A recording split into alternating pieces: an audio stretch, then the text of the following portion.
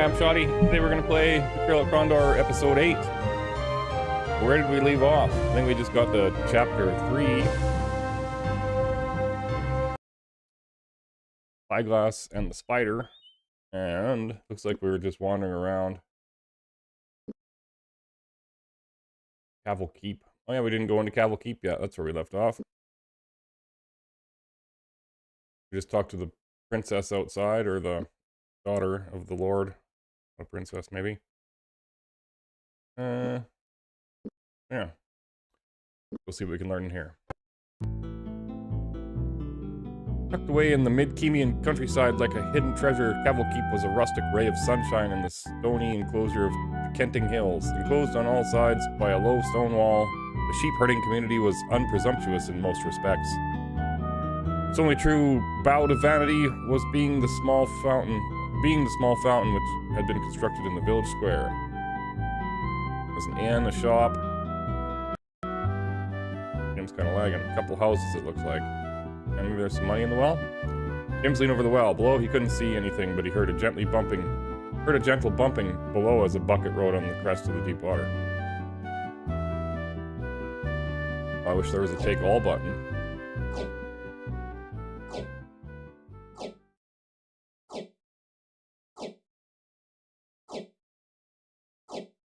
Money in. Jim checked their funds. Although the value had fluctuated in the past 5 years due to trading disagreements with Kesh, the last time he checked with traders, there had been 10 silver royals to each gold sovereign. A favorable exchange rate, assuming, of course, they had some of either type of coin. After thoroughly searching all their possessions, he discovered they had 3,217 sovereigns and 3 royals. Let's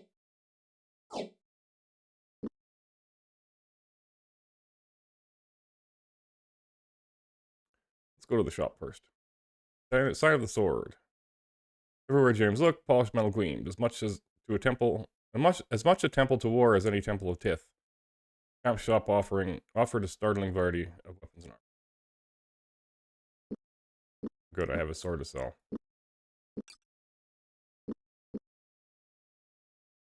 Yeah.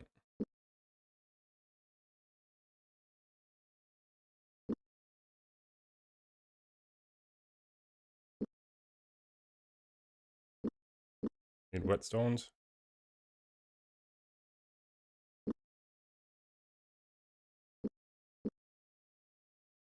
Use an armor hammer. Have such a thing? He does.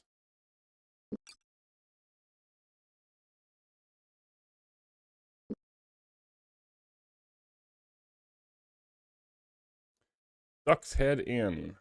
2 people to talk to. Except for the drunken Reeves who glanced up at them, the calm room of the tavern was quiet. Only the restless shuffle of feet on the boards over their heads seemed to indicate anyone else was even conscious. This will be the gambler. Owen's stomach grumbled.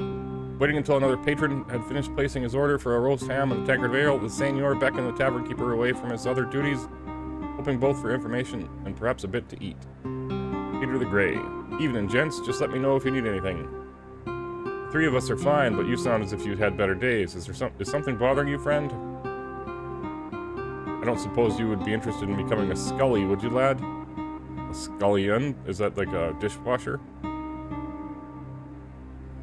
can't honestly say it's on my list of ambitions at the moment. No. Having problems with the help?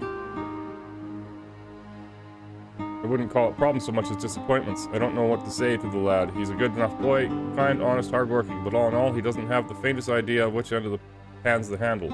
I tried for weeks to teach him how to cook so the wife and I could take some time off, but when it comes to cooking, he's as dense as a thunder hell. I don't know what else to do, but enough about me. What can Peter do for you?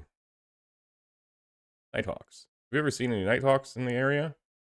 Bishop Forfend, the Guild of Death. I wouldn't let them into my establishment. When one of my patrons comes into the inn, he comes in breathing, and I like them leaving in the same condition, alive. Please tell me you aren't looking to hire one. Hire one? I might be. There's someone I've been having problems with. Not another word of it. Not another word of it. Whatever grievance you have with this man, I don't want to know. If you're looking for a contact, you'll not find one here. If you're looking for a criminal, try the pub and the prankstone. Avon. I hear that the Count isn't too thrilled with one of Eugene's suitors. A fellow by the name of Navon de Sandu. Know anything about him? Pity he doesn't like the man. He's perfectly charming, handsome, mannered. Handsome. mannered if you haven't crossed him, but zealous if he thinks you're doing something wrong to someone. He'd be just a cat's whiskers for Eugene. Any idea where we could find him? He's a businessman, so it may be difficult to track him down. I think he lives in Kenting Rush. You might try asking him the taverns there. Food.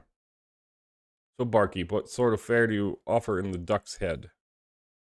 Only the best in all the kingdom. What can Peter interest you in today? A bit of roast chicken with a hunk of cheese, spitted roast with steamed potato eyes? Or what ho, the house special, a duck baked in lemons and stuffed with rose peel crumbs. How does that strike you? I don't suppose any of those come in servings for the road. Oh my goodness, no. We can prepare rations for you at the reasonable cost of 14 gold per pack. Shall I have them made? Not right now. Good as that sounds at the moment, I think I'm going to have to pass. Going to have passed, man. I just realized I have a few other expenses to attend to first. I'll let you off the hook. Just so long as you remember the Duck's Head after for a drink or something to eat. Lodging. If you have a spare room where we could lay down, I could use a nap. Need a bit of rest, do you? I wish there was something to do for you, but the only open room in the Duck's Head is the scullery. Wouldn't mind sharing with someone. Truly, I would like to help you, but the rooms I do have to let are full up, and I don't think my scully would want to share. The room is only just large enough for him to squeeze into, and it's tight fit as it is. With 3 of us in there, we'd have to stack you like ricks of wood. I am sorry. You'll excuse us. We have a few other things we need to be about. Not much time to do them in. Ah, well, I suppose I'll live without the company. Good day to you. You as well. Or the bard. Nope. Got kicked out. By this house. The door was ajar. They entered the building and were greeted by a man behind a small counter. I am the chief lender here. My name is Isanatus. Can I help you? Hello, Cyrus. He inquired.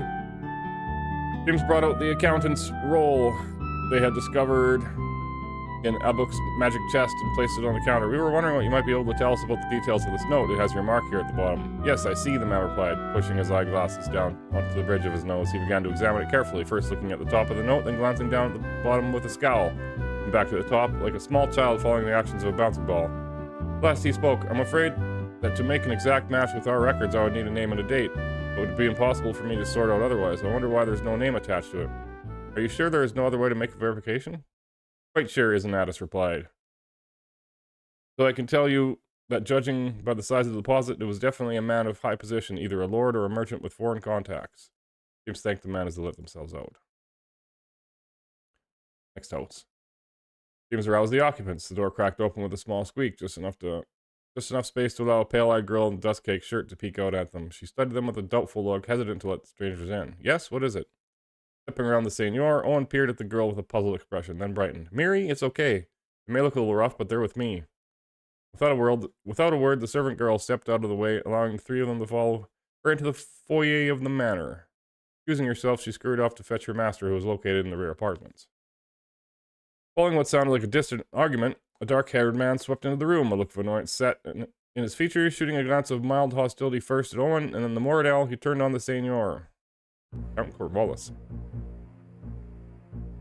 Kindly tell me, sir, what it is I have done to make myself so attractive to the minuscule of the world. From the moment I first stepped from my bedchamber this morning, I've had servants swarming about me like nits and bothersome relations at my ankles. Will you kindly leave me in peace? We have very grave business to attend to, and I must speak to you. Whatever you must do, I'm quite certain does not involve me. I don't care what the nature of business is about, Seigneur. I have other concerns. That's so? Have you concerns above and beyond the Prince of Krondor? So I shall make most eager account of them before him when I return. Go on and spell them out, so I may take them down. I'm sure Arutha will be fascinated. Prince, you say, please understand that there are things going on that I am not entirely at liberty to discuss. Suffice to say that I have something of a disagreement with the priests of the Temple of Kahuli in Kenting Rush over a private matter. So if you may excuse my outburst, I would be happy to be of service to the prince. What precisely can I do for you? The keep. Not that I dislike your new house here, but what happened to the keep? The townhouse is temporary lodging, nephew. We have no intention of staying in Cavil like common folk. As for the keep, one night 3 years ago, an inept chambermaid left the lamp unattended by the tapestries that hung on the west wall. You remember them, don't you, Owen? Centuries old, woven by the finest weavers in all the kingdom. In seconds they went up in flames. Took the rest of the keep with it. I remember having heard something about a fire, but I hadn't known the keep had burned to the ground. It's a miracle that you all survived. Were you able to save anything? We saved ourselves, Owen. The only things of true value that were within the castle. It is regrettable that the girl who was responsible for the blaze was killed. But Eugene and I both escaped it hale and hearty. I ordered only the stones of the foundation left behind and the tunnel mouth sealed. We progressed forward with our lives. Why go to all that trouble? I would really prefer not to speak of this anymore. It brings me great grief, and I prefer to discuss other matters. Well, finances. There is a moneylender that lives here in town. Is an Addis. Yes, I know him well. Strange. I don't know what this word is. Quegan fellow. Quegian. Had a thought last night about pronouncing that Q differently. No, I can't remember what it was. Merely just like a K. Kagan? No. And you have done business with him recently. Why should it concern you? I have paid my taxes to the king.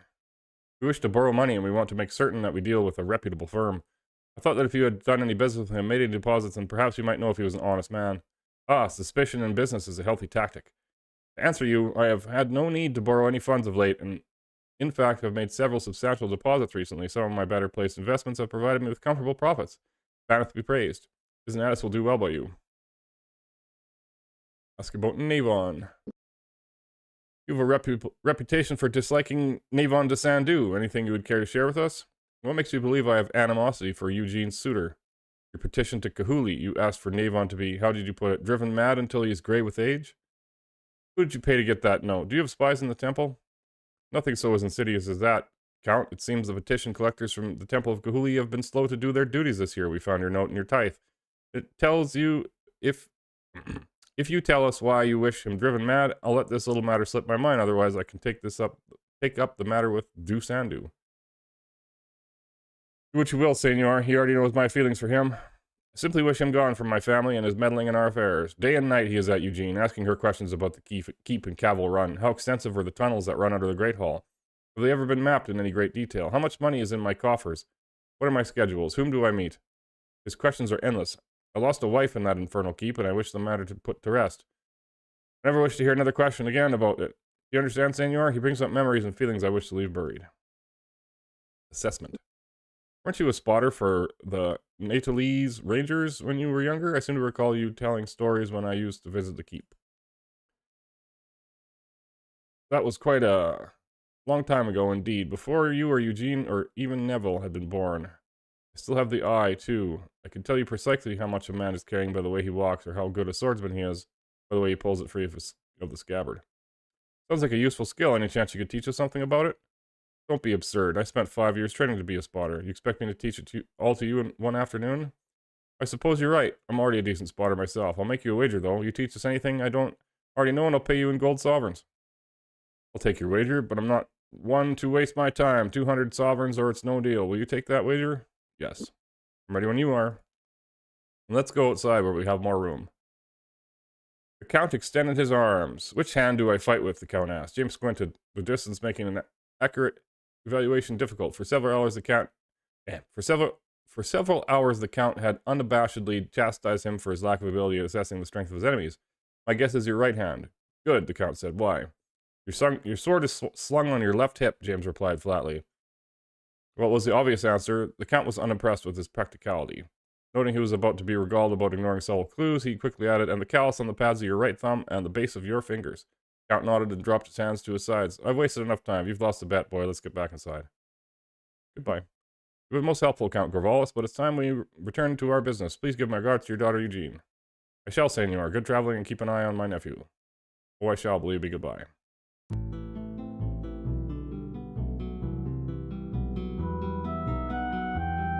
Signs of recent renovations were everywhere in evidence, within what had, until recently, been the Lord Mayor's domicile. The ceiling, once a low and heavy affair, had now been vaulted in imitation of the great palaces of Krondor and Salador. There was no question the Count was spending a fortune.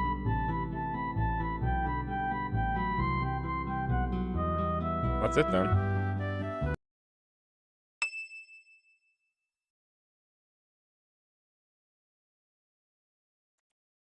Let's see. Hinting rush. Didn't camp on.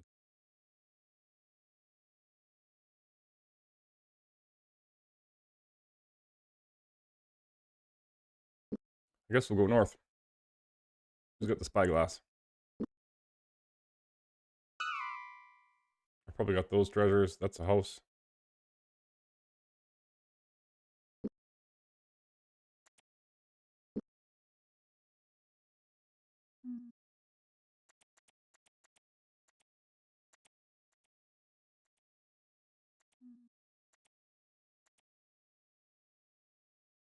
Oh. Thor stopped and stared off in the distance. After several seconds of contemplation, he turned and began to speak.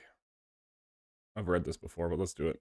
Look at that tree over there. The lower limbs have all been hacked off. That either means we're near someone's property line or someone was ensuring they had an unobstructed view of the area. Unobstructed. If we continue in this direction, we should proceed with great caution.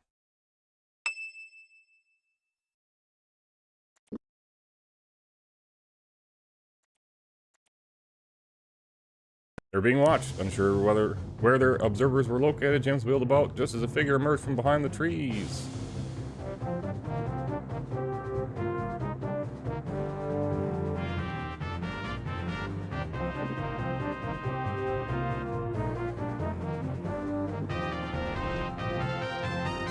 Refuse with enemy spellcasters.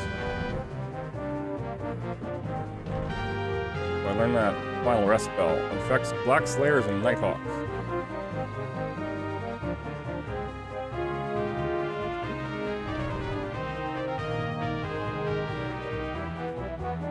We'll try to free somebody for 3 health.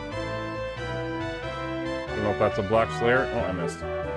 He's dressed a little differently.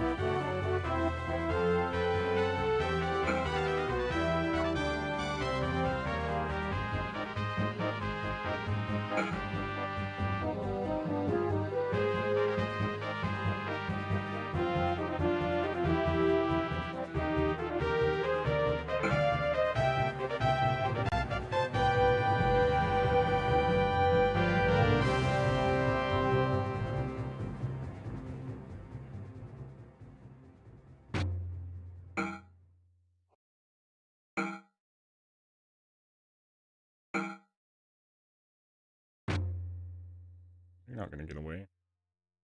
Try to shoot an arrow at him.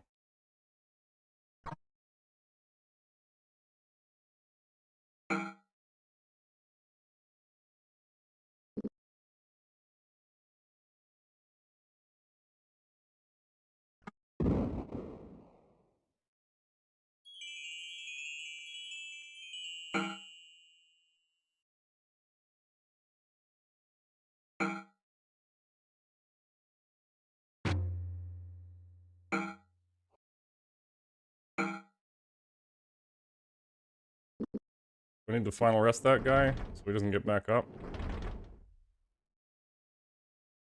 Yes, I do. I mean, I don't get to loot his body.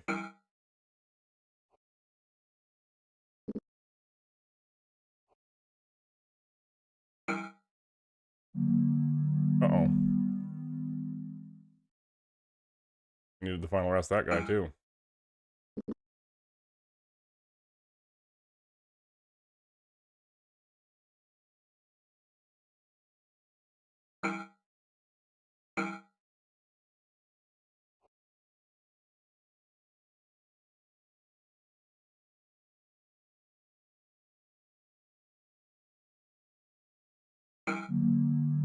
Oh, no.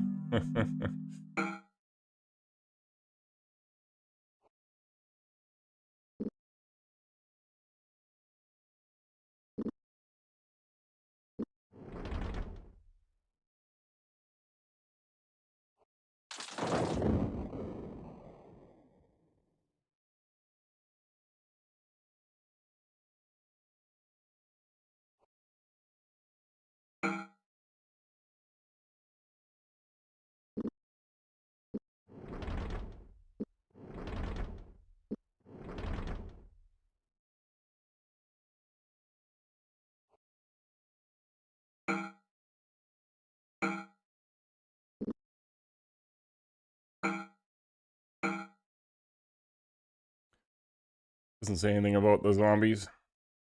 There's only one body. That's not my favorite. Has nothing. Needed to buy some food. Etc. goods. The lay of the goods store was comfortably familiar, arranged in such a common sense fashion that it took only a few moments for James to locate the items which interested him.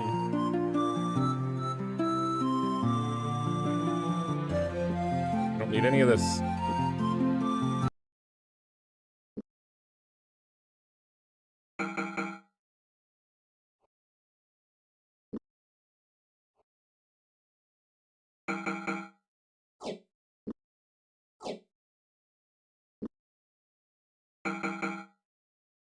Was that Armor's hammer? Go buy some food. Maybe everybody can read that book. Is it?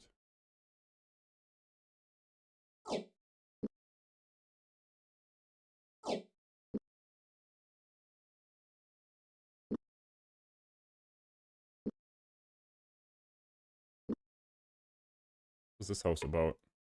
Those here. Eugene shouted at them. Stationing herself before her cousin, she fixed him with her pale amber stare. Back again so soon? I'll have to find out what young lady has caught your eye in Keep. Actually, we are back to ask you a few questions. Do you have time for us? I suppose I could fit it in after the Lancer's tourney and then the ball, because you know how busy Keep always is.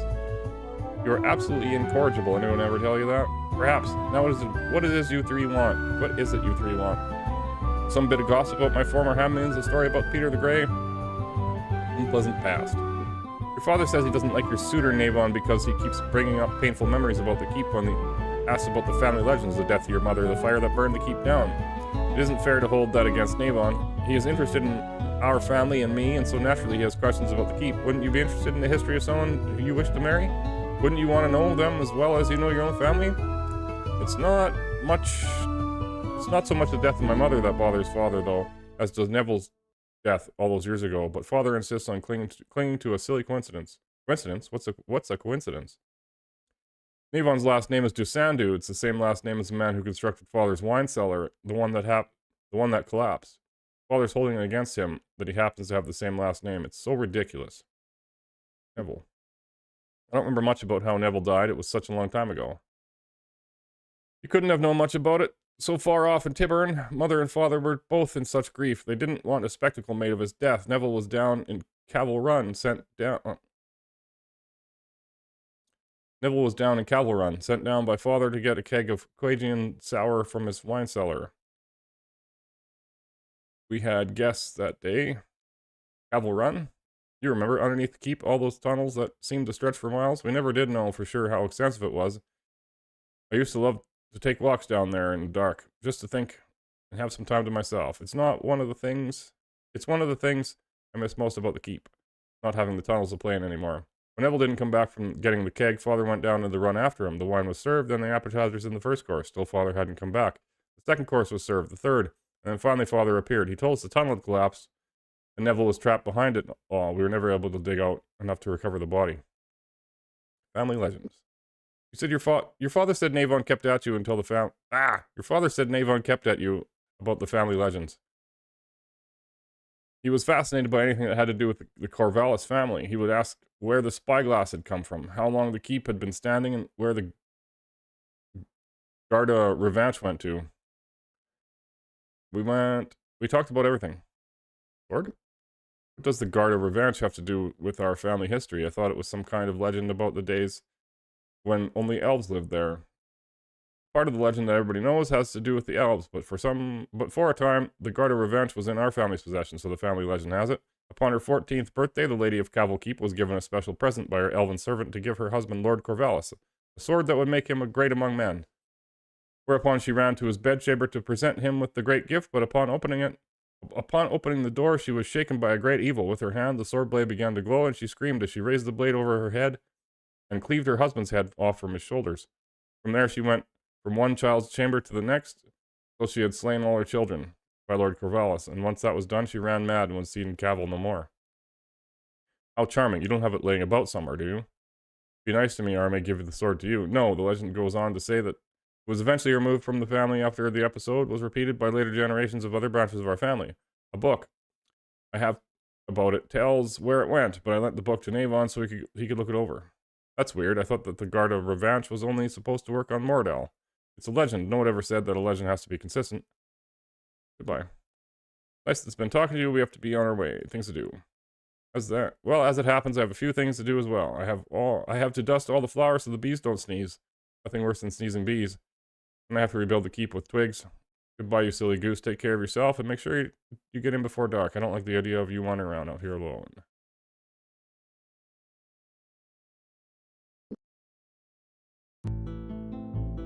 Buy some food from this guy. Doc already? Fine enough with me. I like the company. What could Peter do for you? Goodness, he's got more things to talk about. Count Corvallis, being right across the street from the Count, you must see him quite a bit. Actually, no, the Count is quiet, likes to drink his own, likes to keep his own company. Mostly, he's not one much for drinking with the commoners. His whole family has been the same way, with the exception of his daughter. Do you have any unusual callers at his house? There aren't many that would visit him. Don't get me wrong, he isn't a bad sort, but he can be unpleasant at times. Both the only people in and out of there are Eugene's suitors and the men who work for the Count. Nipple Corvallis.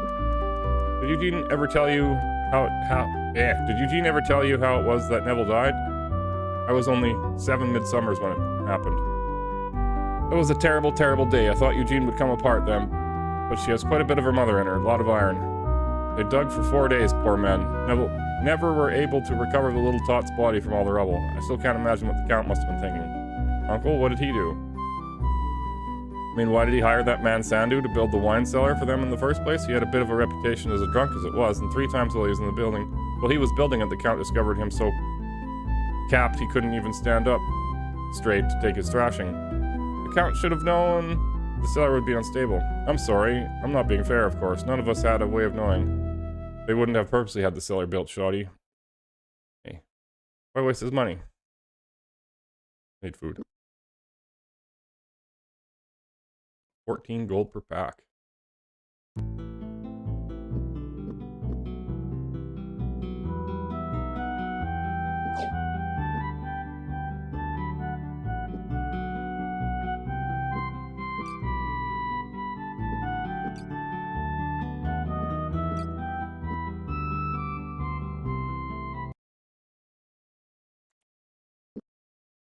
Okay. Let's go to Kenting Rush. Maybe we can talk to Nivon de Sandu. Don't run into the princess again, please. Good.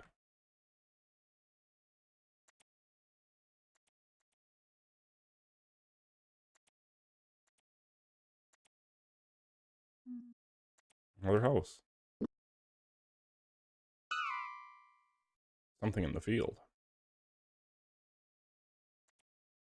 Was it showing me that guy's body on the ground? Oh, the stump. Ah. James approached the wooden stump cautiously. Seeing that it was hollow, he looked inside. 12 bucks.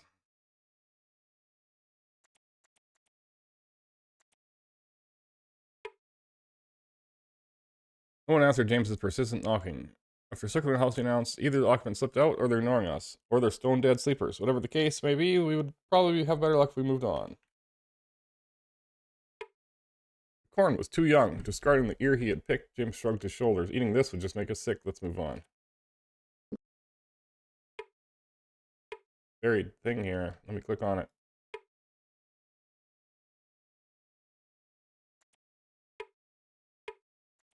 I'm not clicking on the car, you silly game.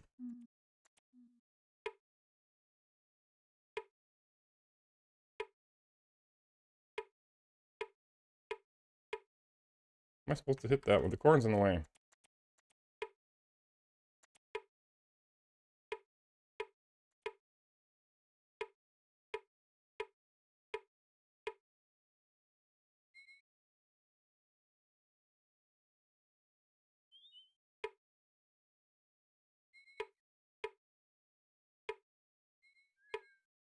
Alright, well. Guess we'll give up.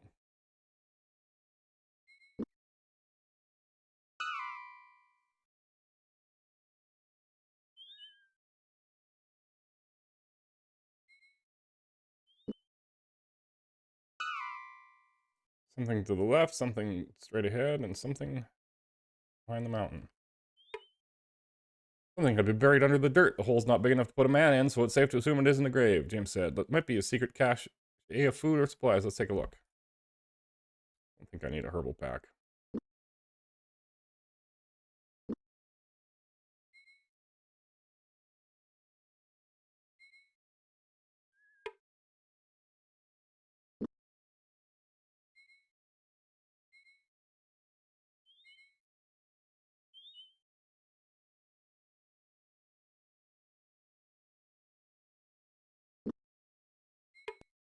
Hooray, more puzzle chests. What goes with a wagon that doesn't benefit the wagon, but the wagon can't move without? Is it just like tongue? No. Is it wheel? No. Hitch? No. Driver? Or like ox?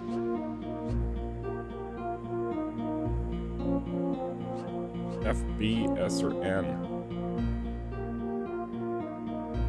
Horse? No. Beast? No.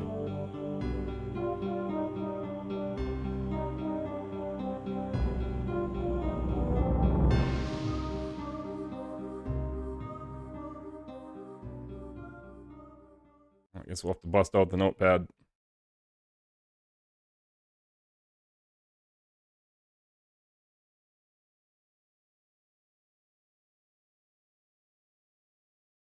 Oh, it's still visible. Nice. Ready then? Let's stare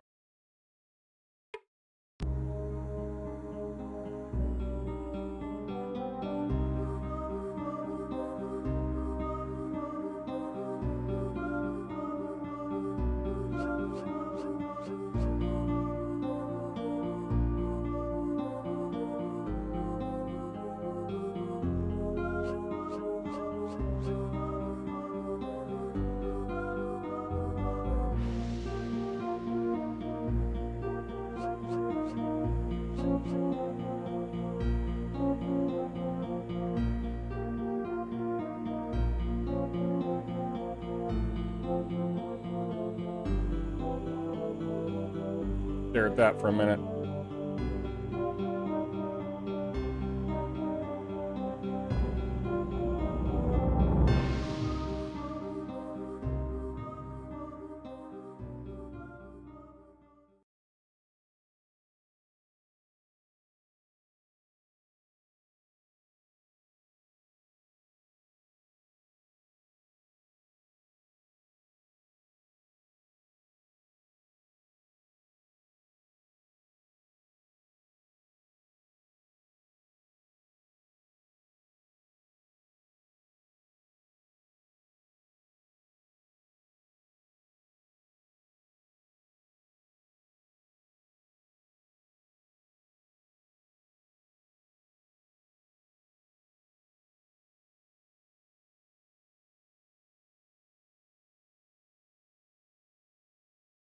Goes with a wagon that doesn't benefit the wagon, but the wagon cannot move without.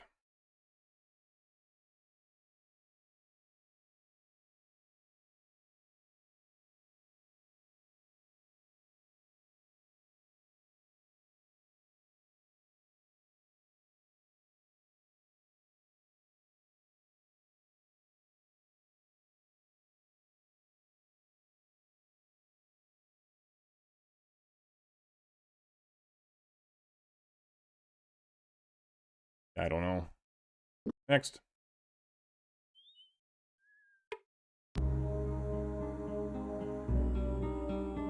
Passed from father to son and shared between brothers, its importance is unquestioned, though it was used more by others.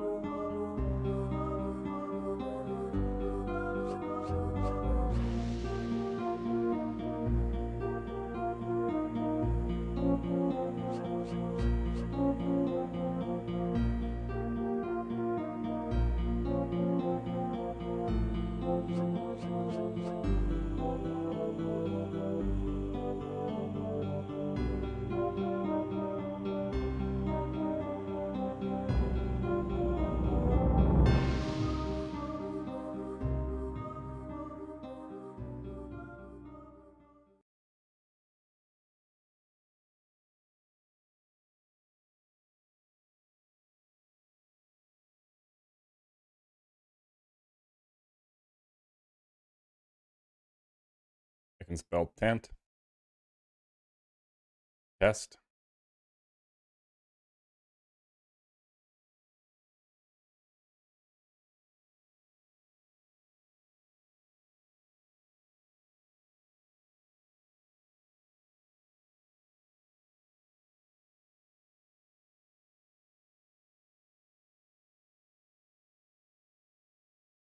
Int.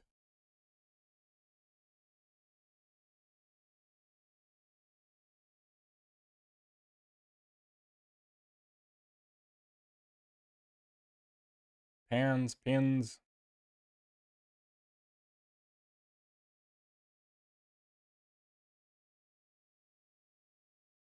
This.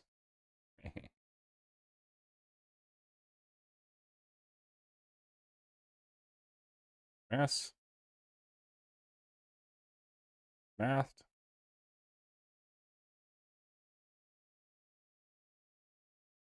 Int. Yes.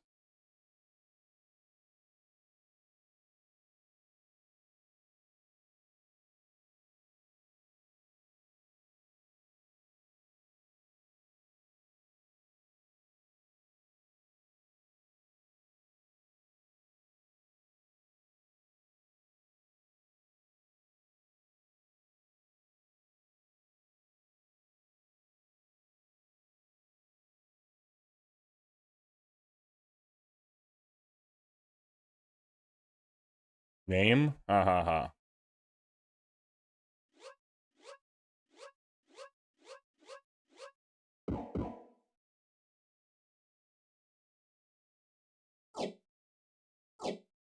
Getting sick of getting this.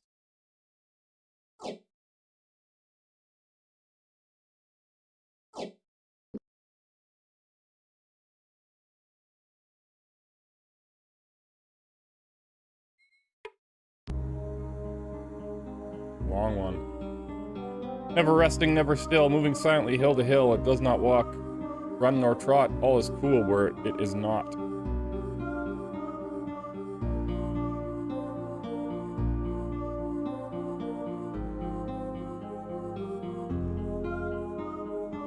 Is it just like sunlight?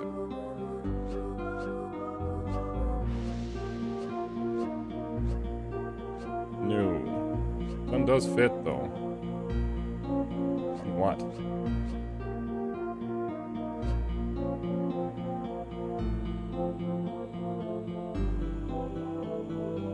Sun's beam?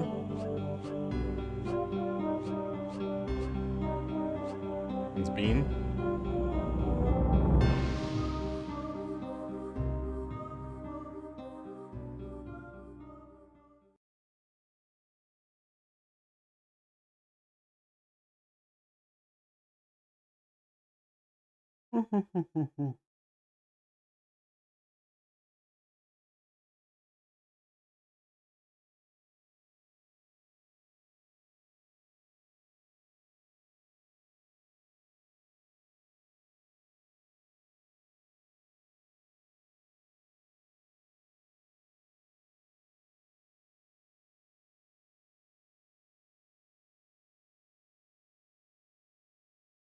I don't know.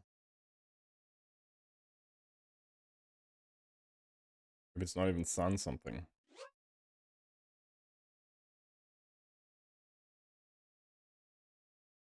Not sun's rays.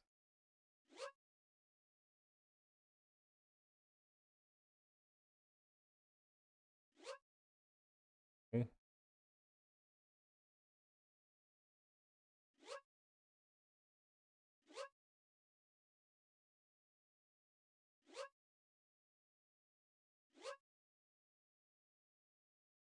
Sunshine?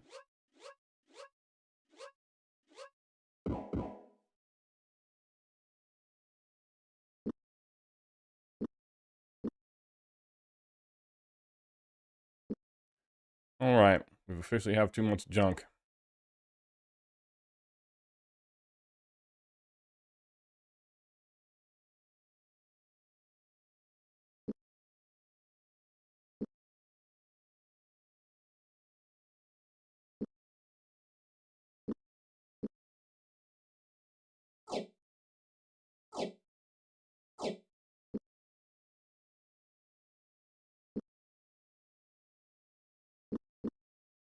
Completely full of junk.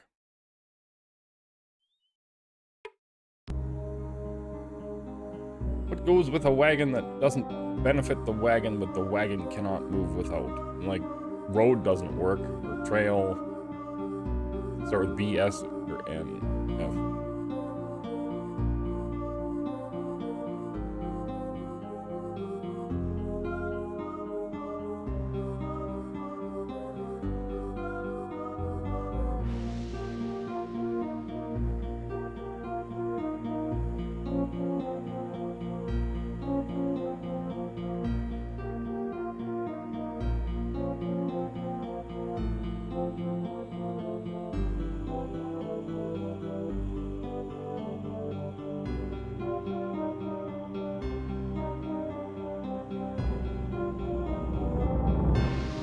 Tracks doesn't fit. Wagon tracks. Is there another word for that?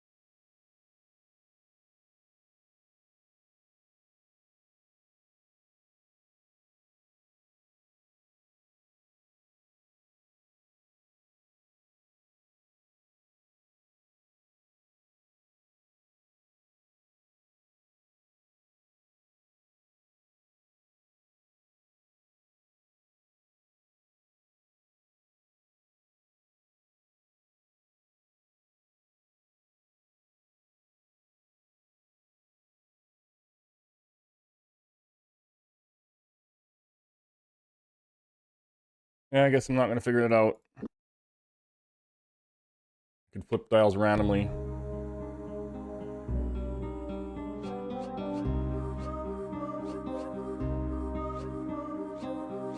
Like, boy fought. Boss. Oh.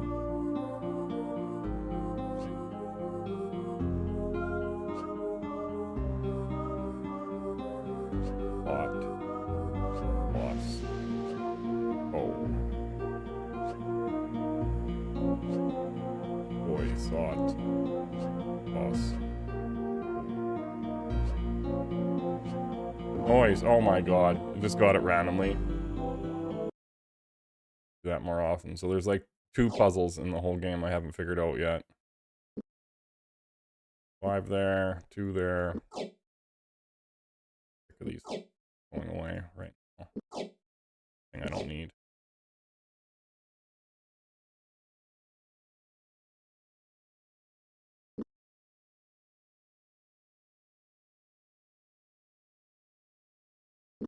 Keep these notes a little while longer.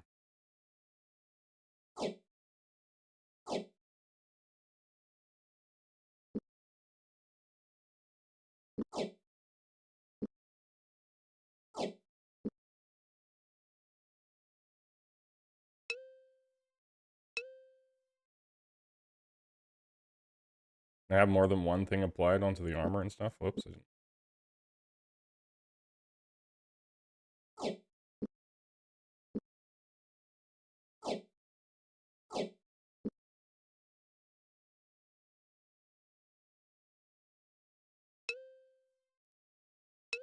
No, just one.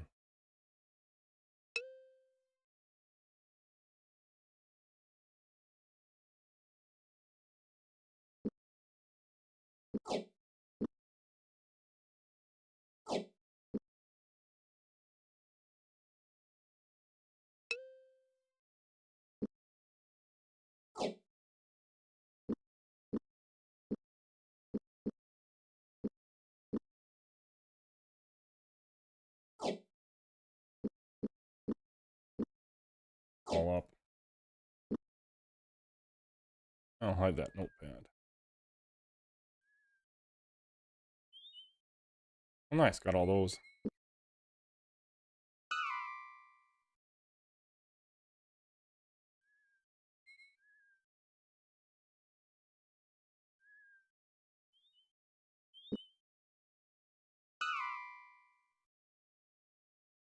Two things to the west, three things to the...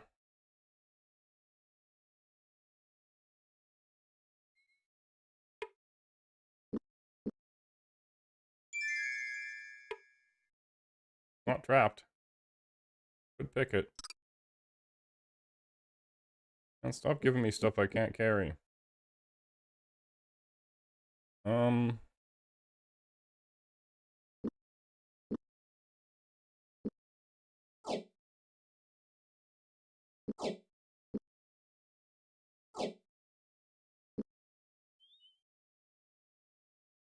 More stuff over here, wasn't there?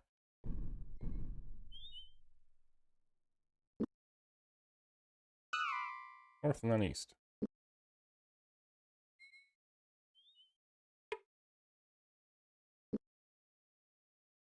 Business key.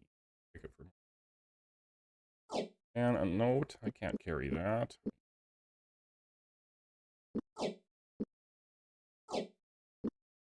Which one is it? That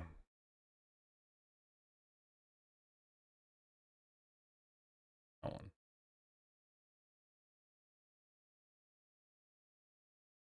To the priest of Kahuli, whoever it is that has stolen my pants, may he be eternally at the pot.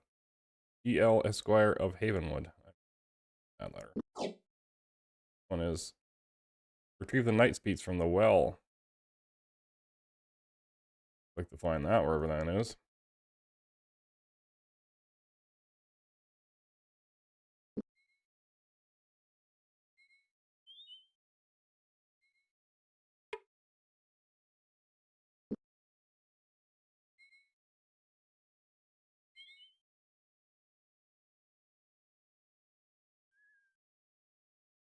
Couple buildings.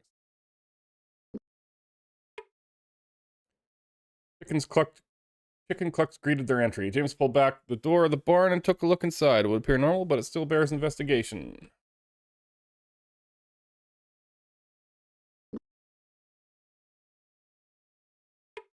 We'll live here for some time. By the road.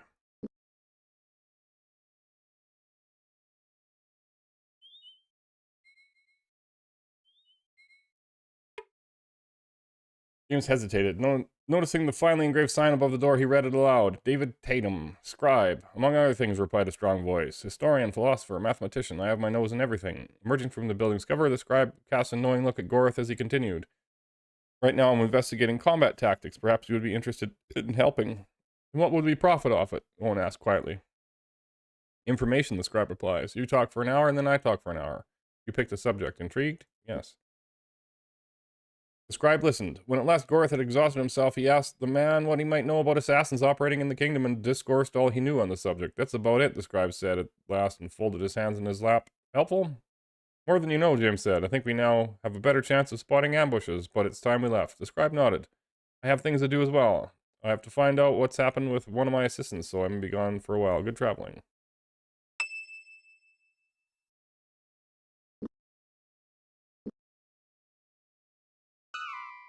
Let's see. This must be a town or something. Everything's by the road. Well. It was an unusual well. James ran his hands across the wooden crank, tried to turn it, but discovered it was jammed. Reaching down to get a better grip, his finger scraped against something hard and smooth. It was a small, round lock. I believe I'm familiar with this kind of lock. In the days past, some men required their ladies to wear locked undergarments as an assurance of chastity while they were away. As the stories go, the man gave the keys to those undergarments to none but their closest and most trusted friends. Naturally, the ladies did everything in their power to convince their friends to use the key to remove the uncomfortable things, and many illicit romances were said to have developed. The lock was always replaced before the husband returned, but after unlocking the device, the key was often left with the friend for the next time the husband went away. In the meantime, the secret lovers would sometimes find an abandoned well, one of those locks, and use the key to hide love notes. We try to open it, yes. James checked their keys. Finding a virtue key, he moved to the well, found the lock, and inserted the small key, turning it gently. The lock was a bit rusted, but after a few seconds, he was able to twist the key in the lock, producing a satisfying click. The handle now unlocked, he cranked it in a clockwise motion. After about a dozen turns, the dry bucket emerged from the well. Searching inside, they found something small and covered with dirt and leaves. It was a knight's piece.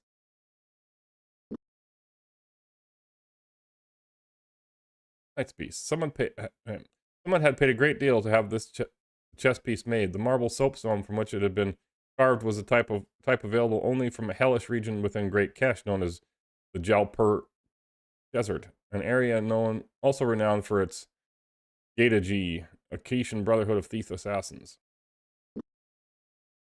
Cool. Did I go to this house? That was the tribe scholar guy, I think. They're ignoring us, or they're not home. Used to be an inn of some kind, but appeared to have abandoned. Uh-oh.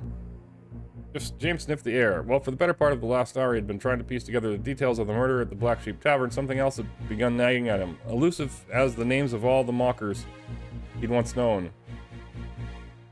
It had only been after a few minutes of consideration that he realized what it was distracting him. "Did you smell anything odd?" he asked Gorth, struck by the oddity of smelling jasmine in the open.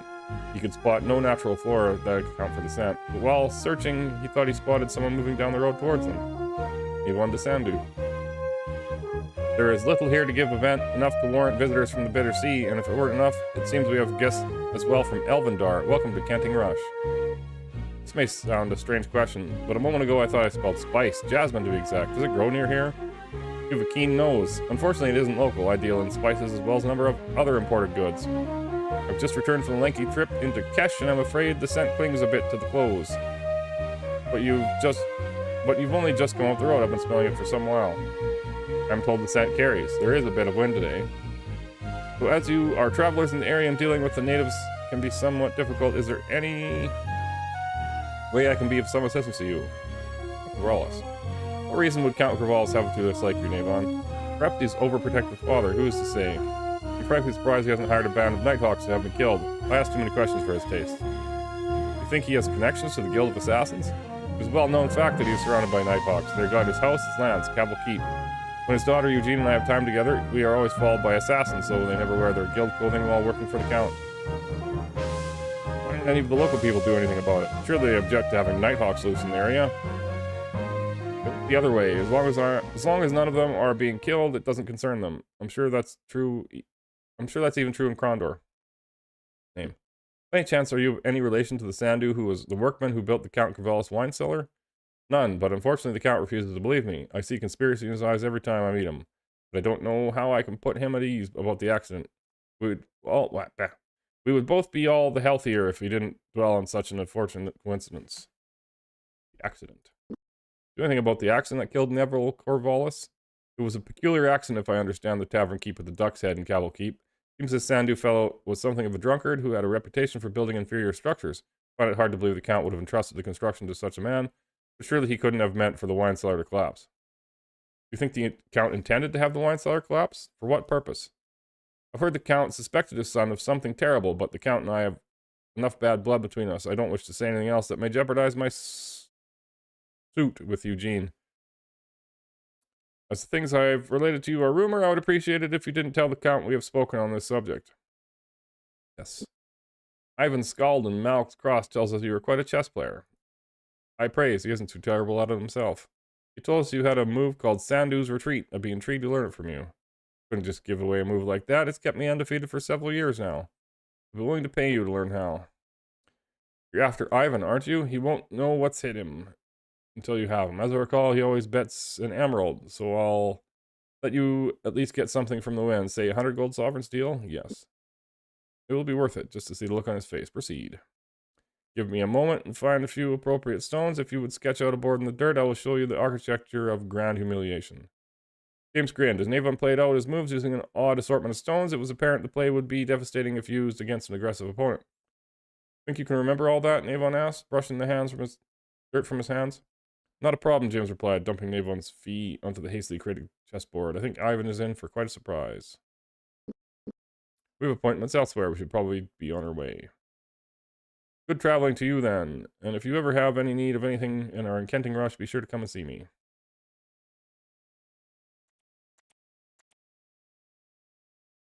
This house. Abandoned. Nobody's home. Abandoned. 3 pennies. This is big. Over there, houses over there.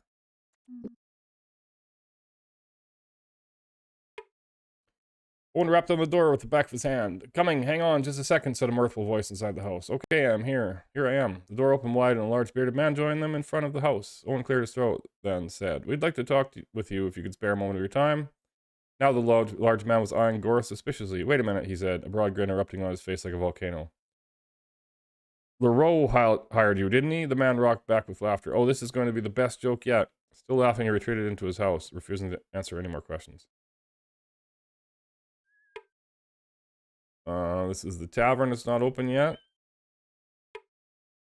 They're greeted at the door by a very tired-looking woman. Good day, travelers. How can I be of service to you? What can you tell us of Enchanting Rush? We are curious about this place in which you live, James said kindly. Well, sirs, it's a nice enough place, though lately there have been some shady-looking characters hanging around by the well.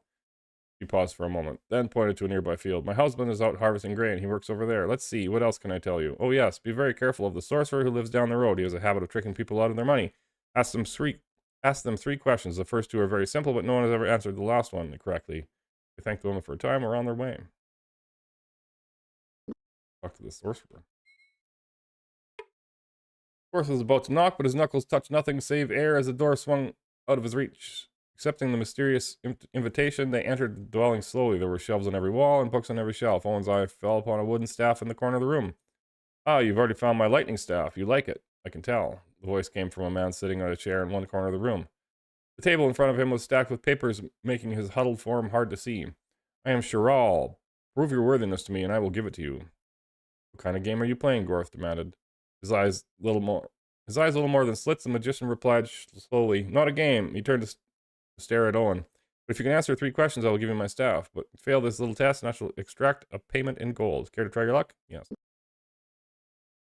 Excellent, said the sorcerer. Come sit before me, and we shall begin. Owen did as he was instructed, much to the chagrin of Gorth, who sat down quietly nearby, one hand placed strategically on the handle of his sword. The first question, Owen, is this. Our great and mighty pug claims to know magic of the greater path and magic of the lesser path. Is this truly possible? Yes. Very good, my friend. You have 2 questions remaining. He shifted his chair. Shuffled through some papers on his desk and continued. Dragon lords once ruled this planet. One of these, Valeru Drakenkorin, called himself Lord of the Eagles. Do I tell the truth of this? Yes. Ah, I'm sorry, friend. You have failed my test. Girl waved his hand in the air and muttered an incantation. A blast of unseen energy swept around the room, and one by one, gold coins began to appear in the air, dropping noisily into a large glass in the corner of the room. You thief! Shouted Gorth. Give us back our gold. Owen held out his hand to stay him. No, Gorth. The question was fair. We must leave. I'll try again. Well, I really want the lightning staff, so we're going to have to save scum this one.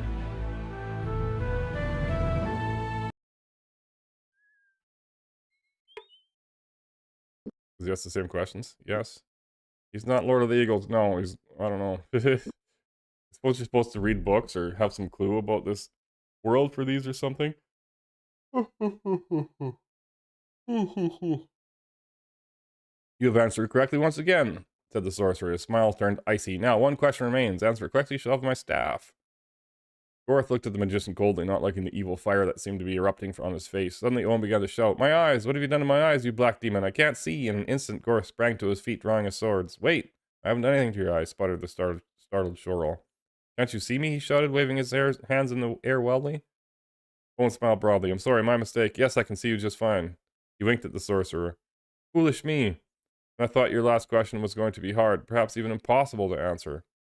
Oh, I see. He kind of fooled him. The sorcerer said, can't you see me? Without waiting for a response, he grabbed the lightning staff and began to head to the door. Come on, he shouted over his shoulder. We better leave now. James scowled. As much as I'd like to keep what we found, we could barely manage this. Oh, with what we have already. Check your rucksack, see if we can make enough room so we can keep our new acquisitions with us. We'll just stick the old staff in there. Okay. Why do we have more rope? That rope out of here. And we'll just stick the gems in there for now. Hopefully it's not bigger than 4. There we go. Got 30 charges. Made of light birch, the staff would be easy to swing should the need arise. Doubtless it had been put to magical use as well. Several lightning sigils were burned along its wavering length, the points of their bolts originating from a small crystal globe affixed to the knobby head of the staff. So it's 20 plus skill accuracy, 7 and 10 swing. Yep, it's better.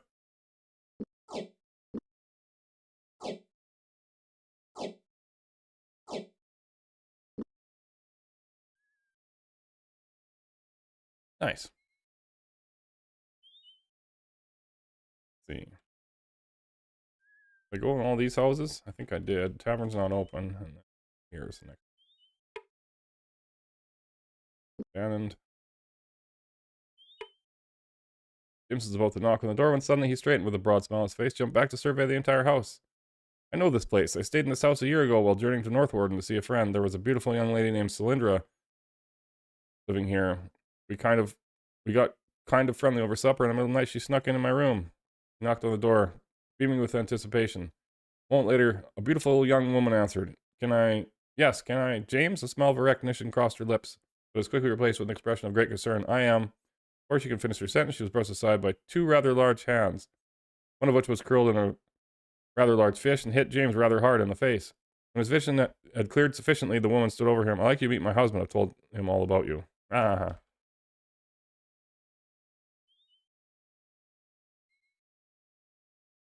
Any houses?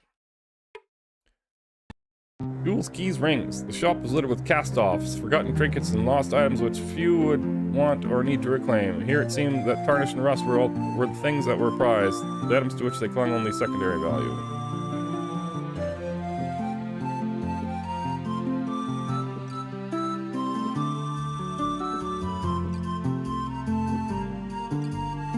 Should keep a couple. Keep a emerald, maybe.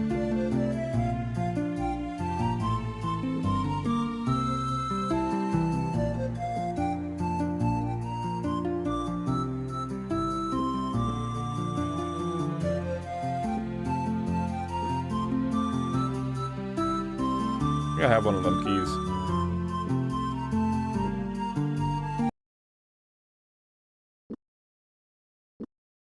Yes, I do.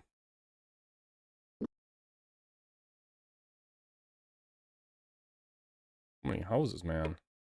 The smell of fresh bread filled the air as James knocked on the door. It made his stomach grumble hungrily. After a short wait, they were greeted by a short man with a big belly. He had flour on the side of his face and the bridge of his nose, which he wiped at with the back of his hand as he spoke. Yes, what can we do for you? He asked. James noticed a woman inside the house. She too was covered in flour. We don't mean to interrupt, he said, but we smelled the bread and we thought we might come by. Sorry, we have an exclusive arrangement with Tabor at the Candlemaker's Grin. If you want something to eat, we'll have to go there. It's just down the road, so you shouldn't have much trouble finding it. Now, we really have to get back to work. Pigeons cooed inside the house, lots of them. James waited patiently for someone to answer his knock. After several seconds, a freckled-faced boy came to the door and showed them inside. A pleasant-looking man stood near the large wire-lined cage that seemed to take up most of the entire room. It was alive with pigeons, and the man was stroking a small one, trying to coax it back inside. Come on now, he said gently. Come on now, get in there. The bird refused to cooperate. Ahem.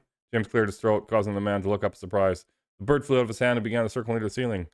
Blast it, these birds are no better than kids. Won't do a darn thing you tell them to. In the corner, the young boy smiled.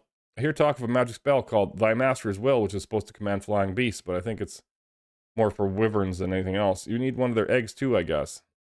He wiped his hands on the towel, and had the young boy fetch some fresh water. After a brief conversation, they left. Doesn't seem anyone's about. And there's a whole road to go down.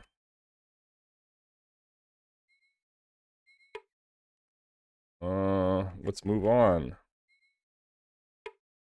No one's lived here in some time. This is the tavern. Candlemaker's Grin. Is there 2 taverns in this town? That's the Gambler.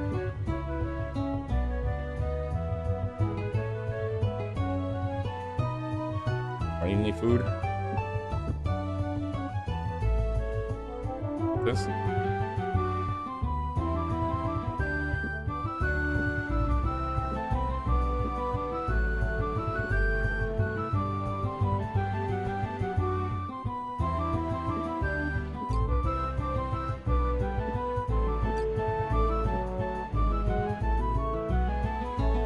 Sovereigns per night.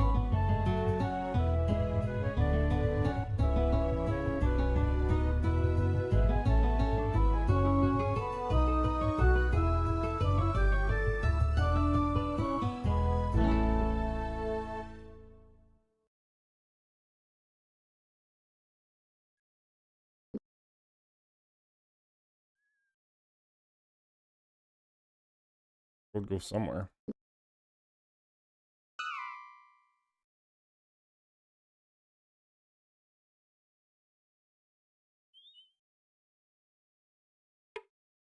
Doesn't seem anyone's about. Read that before. Oh, there is stuff. Stuff that I don't want. A house back here. Uh-oh. The guards advanced, responding to an unheard call. They brandished their weapons, keeping an eye on James while simultaneously forming up to prevent entry to the house. Tell the prelate to stay down inside, one of them shouted to an unknown companion. We may have an ambush on our hands.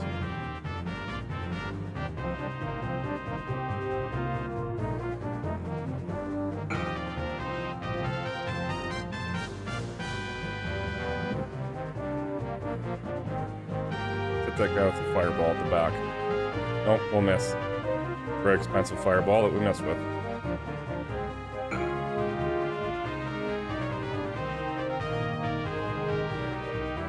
Poke him with the lightning staff then.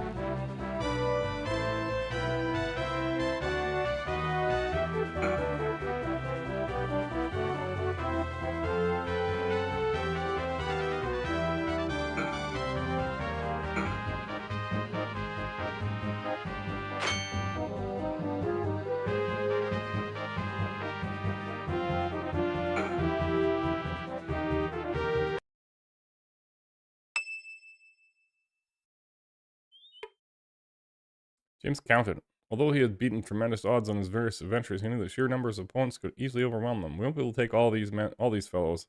Maybe we can try another tack to get by them. We're not supposed to come here yet.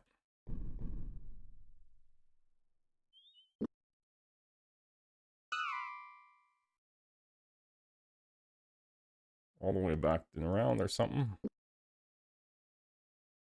That was east, right?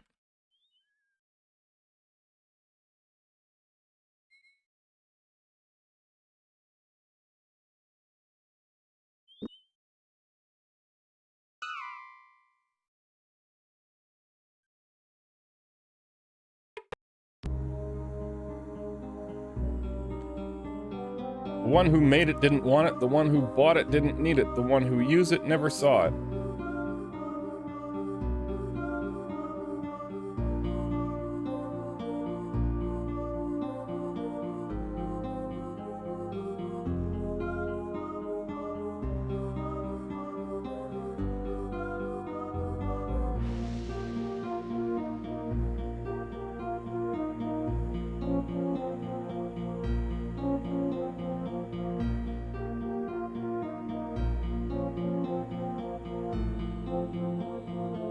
No idea.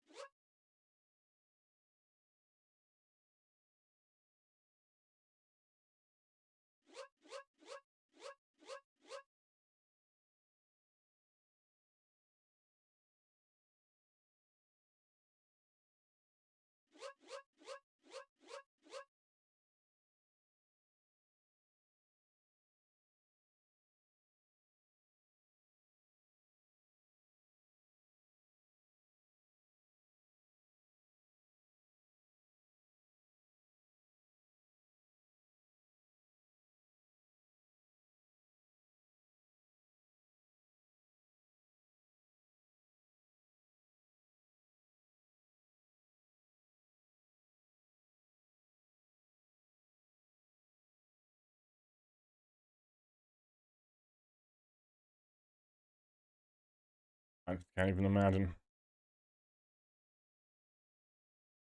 I can spell chisel, but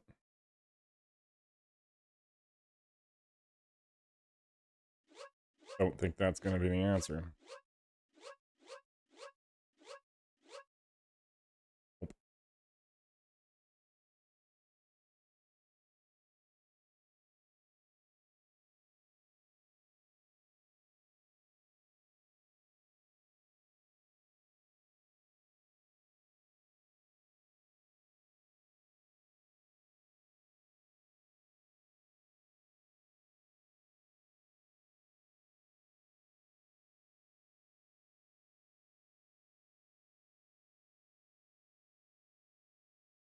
Present doesn't fit.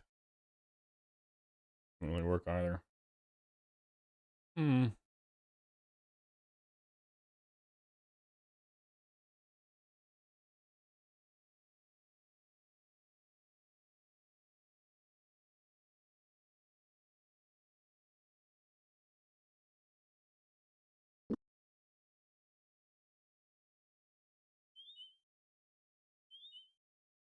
Something for a blind person, maybe? For chest here? There was 2. Yes. What has a mare? The cow has not.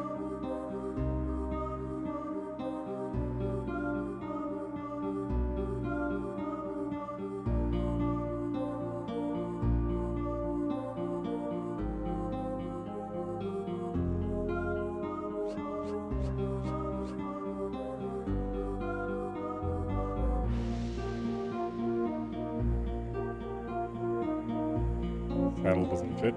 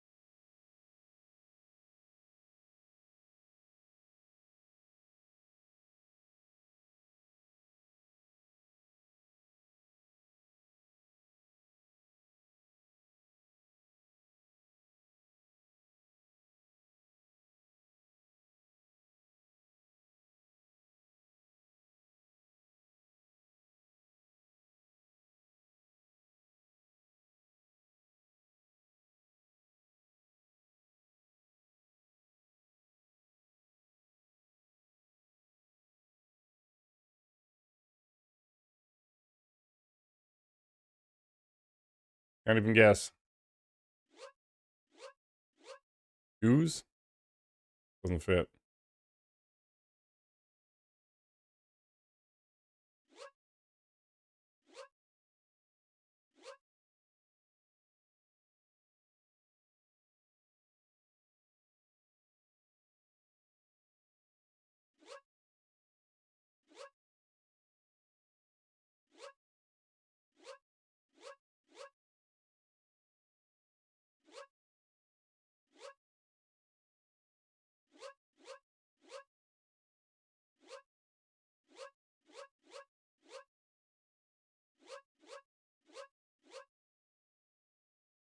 Cows have cloven hooves. I don't think.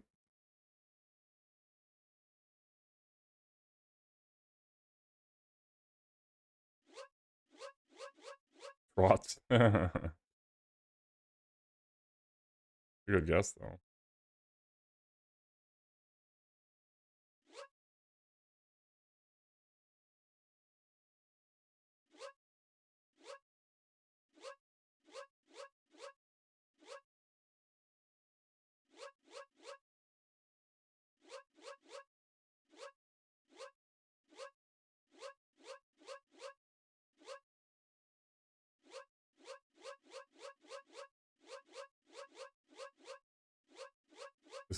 Click until it goes.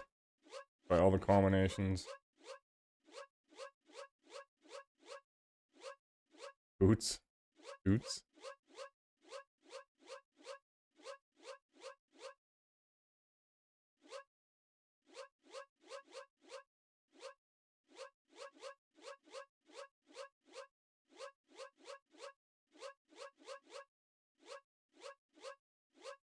And Colts. Uh-huh.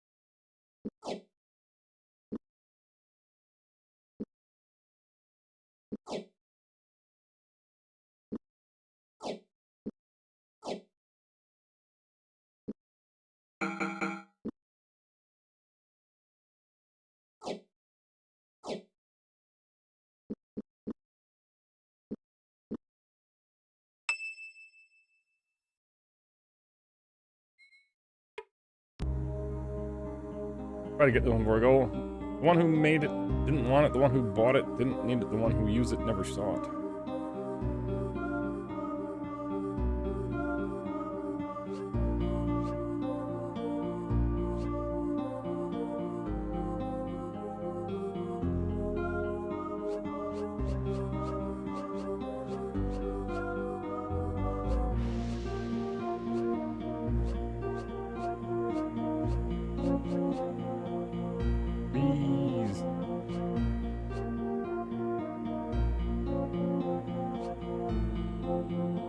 Coffees.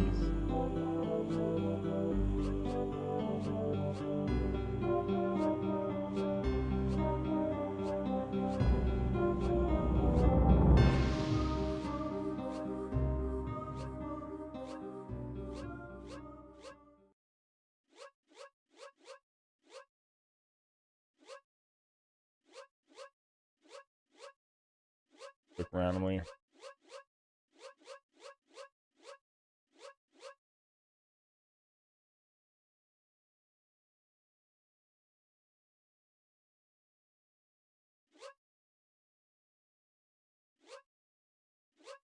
No, whatever. Oh, probably won't get that one.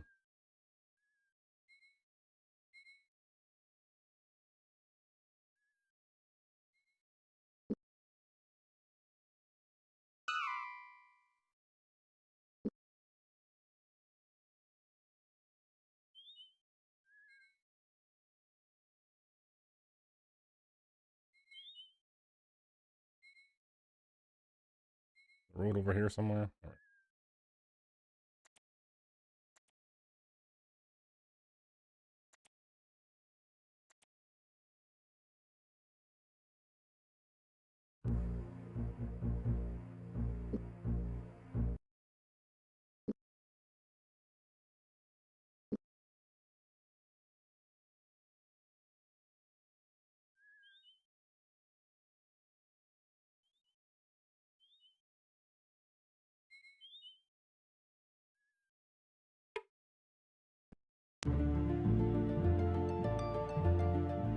It's the Temple of Ghoulie.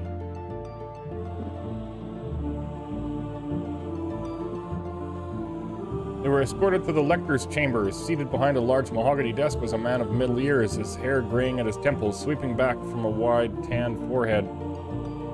Without standing he motioned for them to take seats. I have very little time this morning, the lector said. Please make whatever request you have as direct as possible. It suits me fine. We're looking for a band of murderers. They killed a squad of men sent from Bast Tyra, and the first advisor's orders to investigate the possible activities of Nighthawks from Romney. The idea occurred to me while we were standing in the meditation chambers of the Temple of Ghoulie that you might know something of it. I am listening, he replied gravely. When I was studying under Father Timothy in the temple of Astalon in Krondor, James said, I learned quite a bit about the various temples and their gods. As I recalled, Kahuli is the god of revenge. Justice, the lector snapped, not revenge. If one is innocent, he has nothing to fear from the howler after fugitives. If one has violated the wise strictures of our gods and eluded punishment, however, we are the hounds that bay at his heels. There is no place one can run to that we cannot sniff them out. Well, James nodded. A well-known fact, but it is also well known that the Temple of Kahuli hires assassins on occasion to do the sniffing. If you imply that we hired the Guild of Assassins to kill the men in Bastira, it is not so. We have had no dealings with the Hawks of the Night for several months. It may well be that we have common cause at the moment. The priest stopped for a moment as if considering something, then continued slowly. They have become churlish. They no longer follow the codes of piety which we laid out for the behavior of our faithful, and they have not paid a tithe in a great deal of time. We wish to separate them from our ranks, but no protectors of the faith will challenge them. James leaned across the desk. I want the Nighthawks, Lector. Tell me the name of the man who leads them and where he may be found. We both can profit from an end to them. The Lector laughed a dark, rumbling laugh that had nothing of humor in it. I wish that it were that easy, Kahuli. How I wish. But when the Nighthawks swore their oath to the temple, they required of us a holy oath to Kahuli himself, that their identities could never be revealed to any that were not of the temple itself. You would have to be at least protector of the faith before I could even think of giving the name of whomever you seek. I see. James sat back in the chair, his eyes full of brooding. How would we become protectors? You would have to study with the prelate who lives nearby and learn the codes of piety, the Lector said, a clever smile tugging at the corner of his mouth. Though I will warn you, his house is well protected. There are many who do perceive us as the dispensers of revenge, and any attempt to save themselves peremptorily. I don't even know what that word means. I will say this. If you can come to the temple and have performed even one of the acts of piety the Lector teaches you, I think I can see to it that you are made protectors of the faith. And you will tell us where to find these Nighthawks? The priest smiled. Most certainly. Alrighty then. Let's go back and that prelate was surrounded by guards. Over there.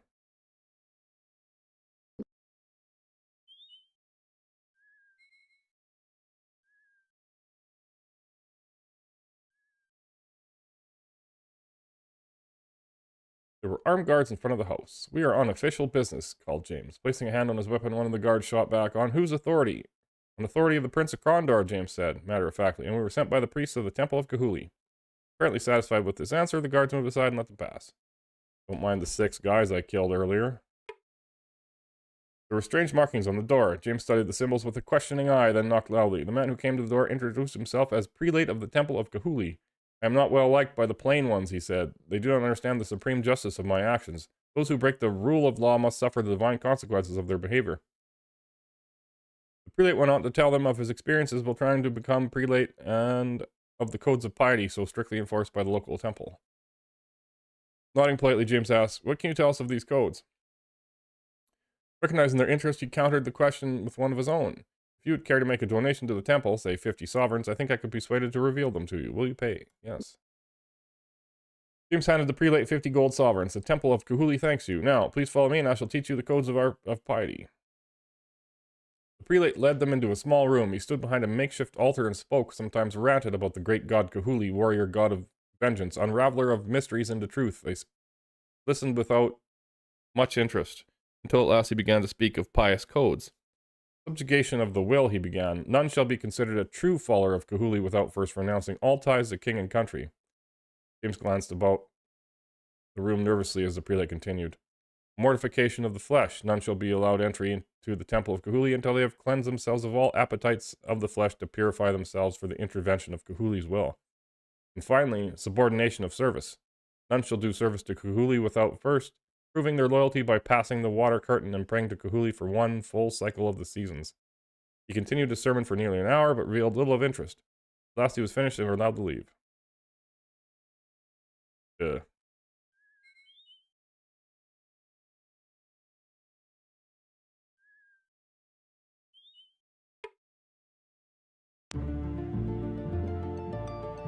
Lector agreed to see them. Sipping from the steaming cup of tea, he looked critically across the desk at them. The men looking for the Nighthawks, he said. I'm glad to see you again, but as yet, you You cannot be inducted as protectors of the faith, the lector said. You must perform one of the acts of pity, piety. There is simply no other way that I can help you. The laws of our temple are very specific in binding. Which act would be the best? James asked, at a loss to what to do. It is not a question of best or easiest. These things vary from person to person, though many may find that one or another option simply may not be open to them through conflicting oaths of practicality. Again, I say to you, go and visit the prelate. He's the only man who will be of use to and lives very close by. Do I have to, like, go to the water for a season?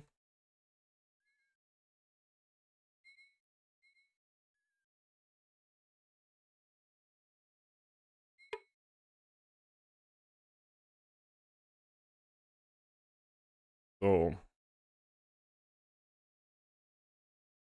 renounce all ties to king and country. Cleanse themselves of all appetites of the flesh. Purify themselves for the intention. Do I have to, like, throw my food on the ground? Or, like, neuter myself?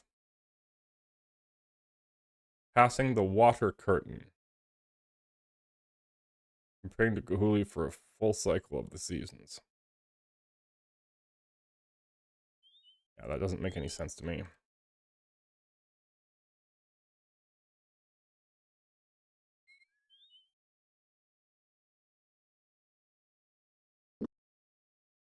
Throw the food on the ground for now. Hopefully it doesn't disappear.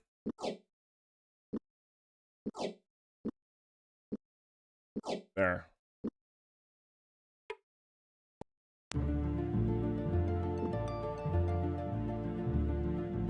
Nope.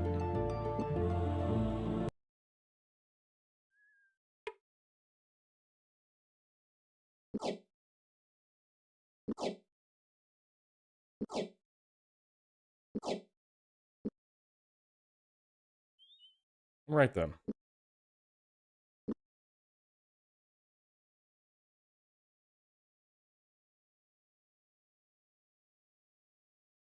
I did end up looking up how to, that guy I was giving food in a box last episode. You're supposed to poison his food, actually, and then you can talk to him. James' legs ached. It seemed that he'd been walking for eternity, and the long stretch of low road which led to the north did nothing for his enthusiasm. We can keep going this way, or we can turn about. Keep going? Sure. Snow capped the mountains. Jim motioned for a temporary halt as they came through the pass to their new surroundings. Vaguely, he could sense the cold was coming down from the north. He could imagine it would be even colder on the other side of the teeth of the world. Bad guy over there. They agreed to attack. There's a yellow-cloaked one, too.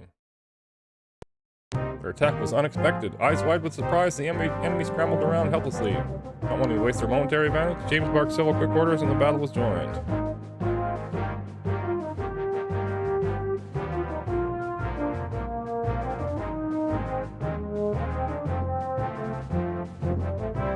Brother.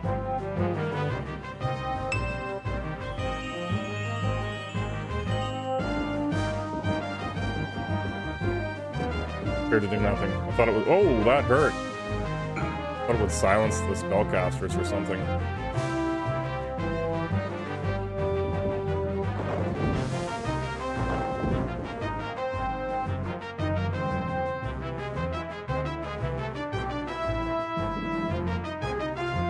There is a spell that confuses spellcasters.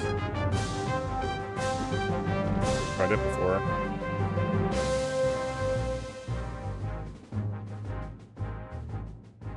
Silence them or what? I'll let it run.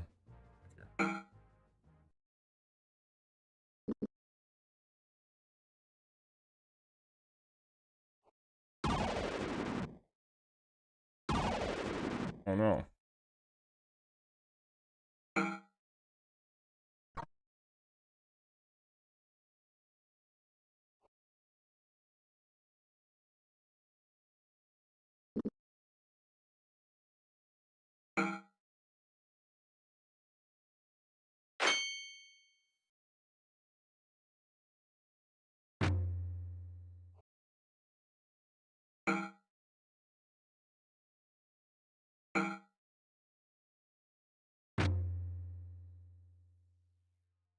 Kid trying to run away. He's protected by magic, not even hurt. What a jerk.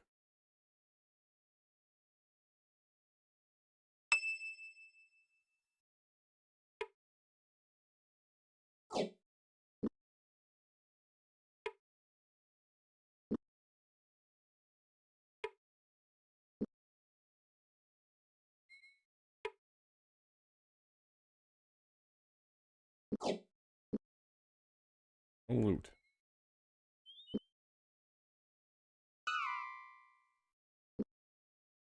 Treasure.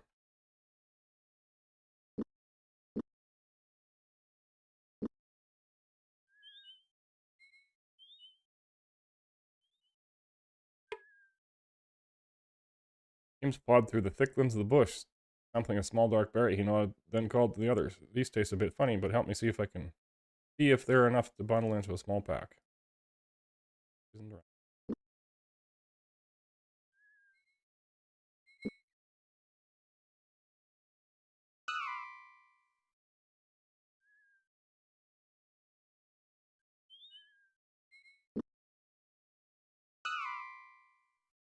Just on the other side of the mountain on the left.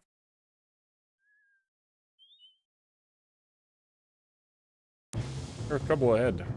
Unable to pinpoint the source of his anxiety immediately, James motioned for a halt. Be wary, we may have wandered into a trap.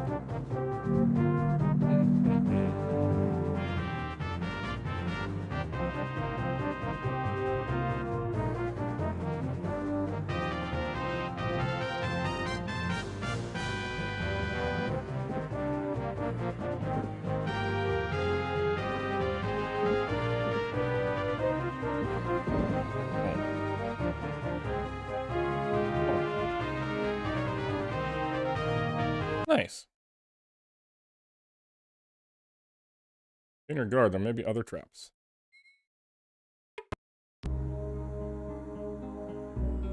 Doesn't live within a house, nor does it live without. Most will use it when they come in, and again when they go out. Door?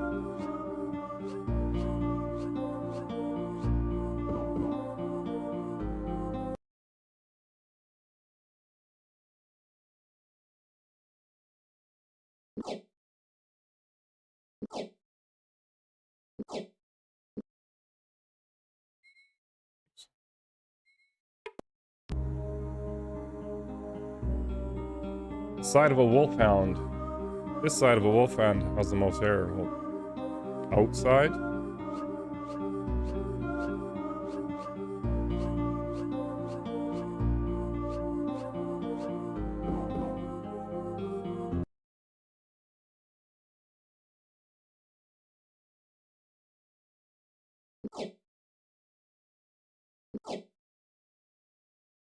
Don't tell me I should leave this food there because in the next chapter I'll need it or something silly.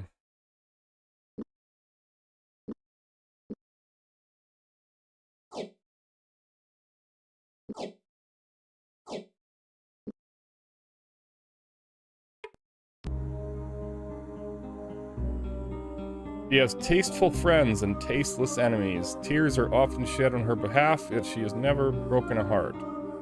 Onion?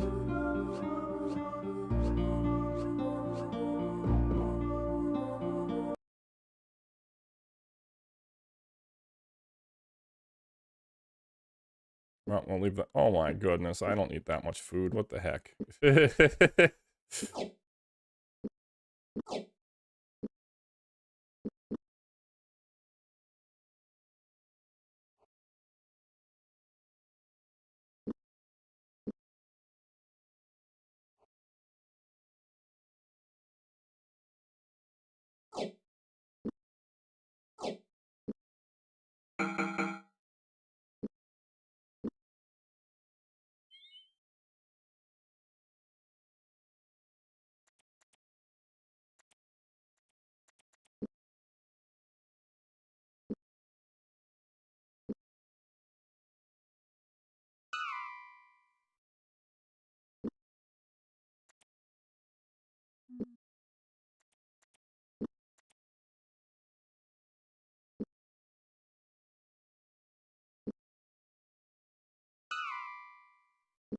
Nothing there.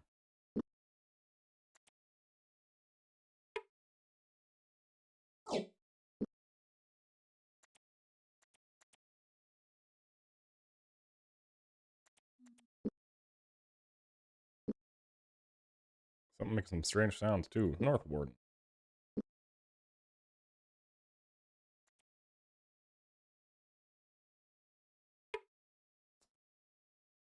Dead people.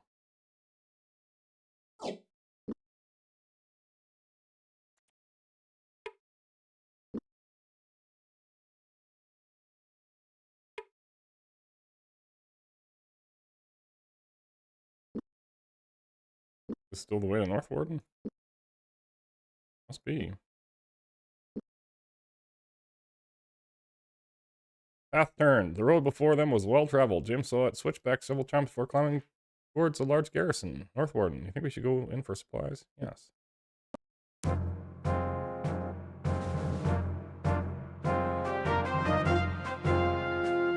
A treacherously narrow path wound its way up the front gates of North Warden Castle, scarcely wide enough to allow 2 men to walk abreast. Jim strolled into the trees, seeing a suspiciously ordered pile of leaves. He prodded it steps and was relieved to find that no one had left a trap behind. Still curious, he continued to burrow. $2. The shop. The Ironmonger. I've read this a million times.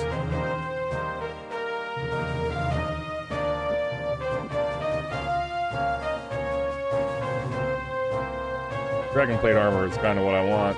I can get a free set somewhere. I need another book right now. Go to the palace. Great Hall. Anything else behind this guy? Left as a legacy to North Warden by a baron who cared more about leisure than practicality, the Great Hall was still maintained with a military discipline. No corner of it left unscrubbed or cluttered by the unnecessary. Baron Gabbett. Senor, I would like to talk with you, but I'm not entirely comfortable with the Mordell's presence. If he could step out of the room, I would be willing to wait in the antechamber.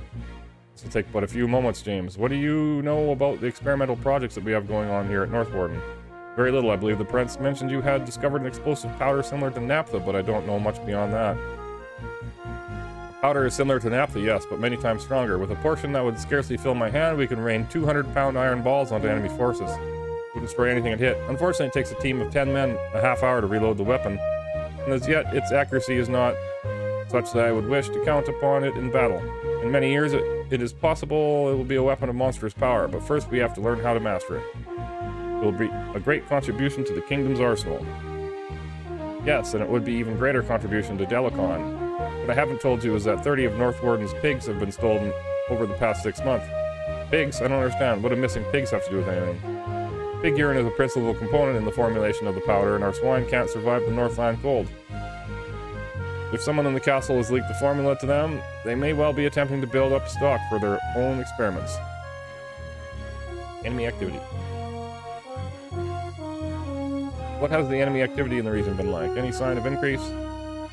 We can at least substantiate Prince Arutha's fears that the Mordell plan to attack. A few of my scouts slipped into Raglam and discovered a catapult and several siege engines under construction. Any number of Quegian mercenaries have already arrived in town, though none yet know where they are being sent. It seems that the native Mordell have adapted an attitude of wait and see how long the battle is going before committing to Delicon's strike force. How the battle is going. Korth told us as much. The run against Sethanon apparently left a bad taste in the mouths of the Mordell clans, and this Delicon doesn't have Merman Damas's silver tongue. He had to bully several of the clans into joining him, though a few of the larger clans have sworn to withhold their support until Delicon proves himself. I am not so much concerned about the Quegians in the battle as I am the possibility of the Mordell may cook up something unexpected. There is talk Delicon as a circle of advisors known as the Six, magicians of some order. I don't relish the thought of running up against some of the tricks that Myrmidonus pulled during the battle that destroyed Armengar. Duke Martin has been telling me about it, though I understand he was absent before the final assault began. Duke Martin is here? He arrived on a social visit shortly before your friend. I was the huntmaster of Kars when he was still working for the Duke of Krydi, and he recommended me to this post following Baron Rossel's death. When your friend arrived from Krondor with news of another possible attack, he decided to stay and help However he could, here until Prince Arutha advises him further. Right now, he and Senior Lockley are leading a small scouting expedition in the high hills. What about this magic problem? Are you going to hire any magicians? Long ago, I saw the wisdom that Duke Bork displayed in having Colgan and Pug in his duchy. It was one of the first things I did once I assumed command here. Since he felt uncomfortable here for some reason, Patras is working on a few tricks of his own to counter any Mordel spellcraft. Helping out. Who's in charge of the guards here? I would be interested in speaking with him. My guards are hard at work. If you wish to speak to the guards, I can arrange for you to walk guard duty, senor. Otherwise, I'll not have their schedules disrupted. So I have Lieutenant Aaron put you on the night watch? Yes. Sounds marvelous. When do I start? Lieutenant Aaron, I have a new recruit I would like for you to assign. It was late. Breathing warmth into his cupped hands, James paced the frost-touched flagstones between the postern and Bailey gates and looked out into the darkness beyond the castle. Nothing was moving in the mists, like the world within the gates. Things seemed orderly in the extreme. Too orderly. Even in Krondor, the prince's control was far from complete, with the upright man running matters in the sewers and scoundrels of various stripes calling the shots in the poorer quarters. Here, it was as if the world outside North Warden simply did not exist in any other context than how Baron Gabbett dictated it to his men. It would be entirely too easy for an outside force to take advantage of the rigor with which he ruled his men.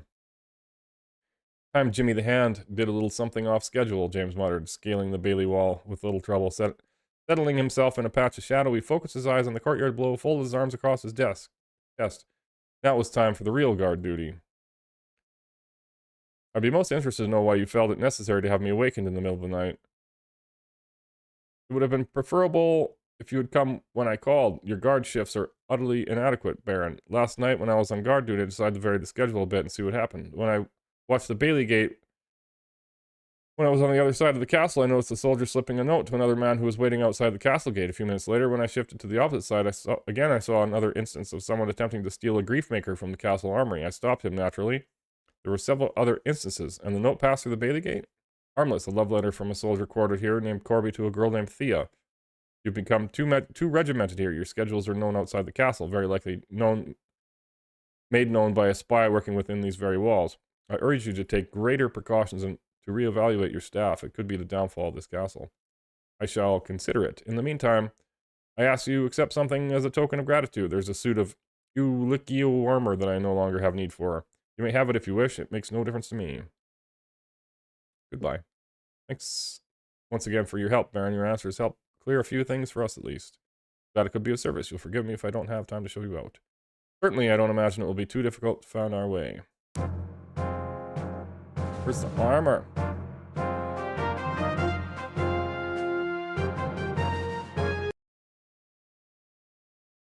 Right there.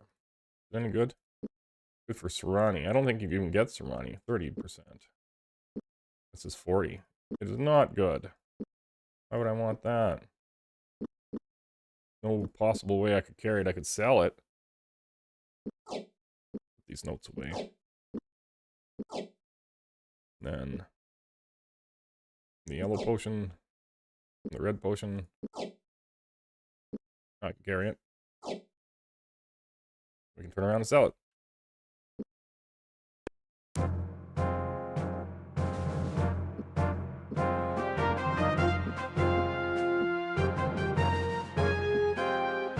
$57 sovereigns.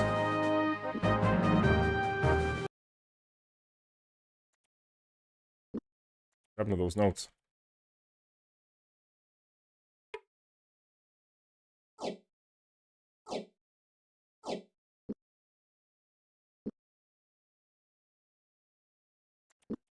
Well then. I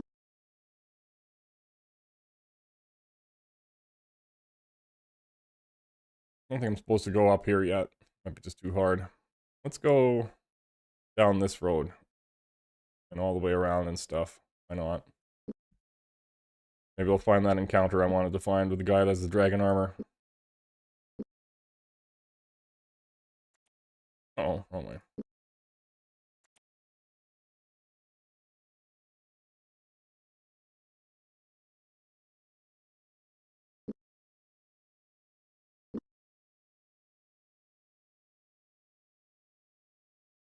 South and then west.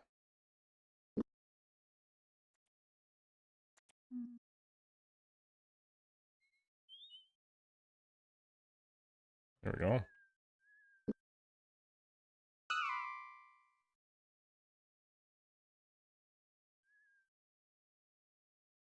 Probably be forever looting the same chest over and over again.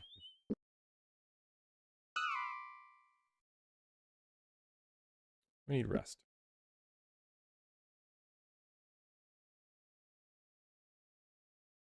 Ashes were cold. A trap!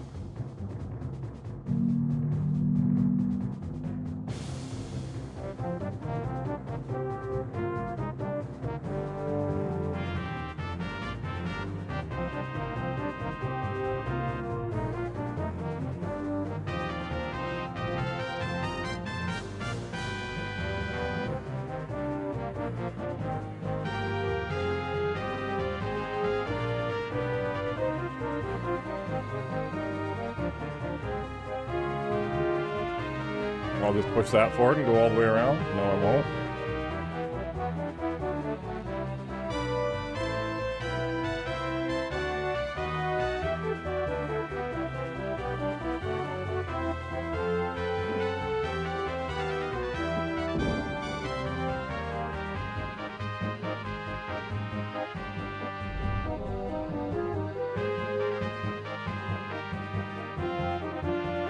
Nice. Even open?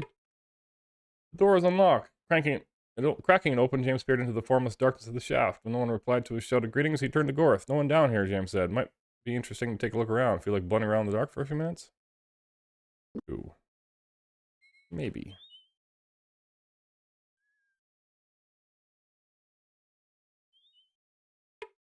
James sniffed the air. The smells coming from the house were heavenly and made his stomach grumble hungrily as he knocked on the door. An attractive woman in a brightly colored apron greeted them a moment later. She invited them inside and offered them some of the pastries she had just removed from the oven.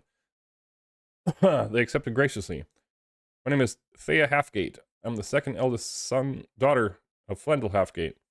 She went on to speak of her late husband and of a certain soldier at Northwarden she now had her eye on.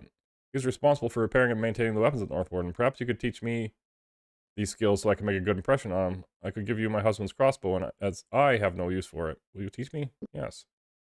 The lesson began. Thea watched with great interest while Gorth told her about his sword and how he kept it sharp and such good repair. After close to an hour, the lesson completed. He opened the wooden chest beneath her bed and retrieved a handsome wooden crossbow, presenting it to Gorth with a warm smile. Thanks. Thanked her in return and left. That's useless. Bad guys. Hate these guys. Creatures howled. Startled by the sudden assault, they thrashed about angrily as James' stomach tied itself in knots. As many times he'd found himself in a fight, he could never shake the strange feeling he was about to die. There's a lot of them.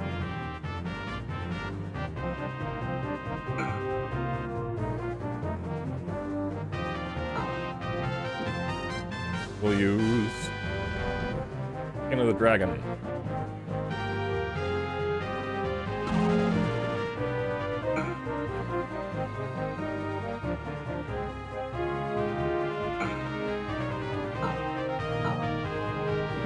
Darn you and your dirty eye pokes.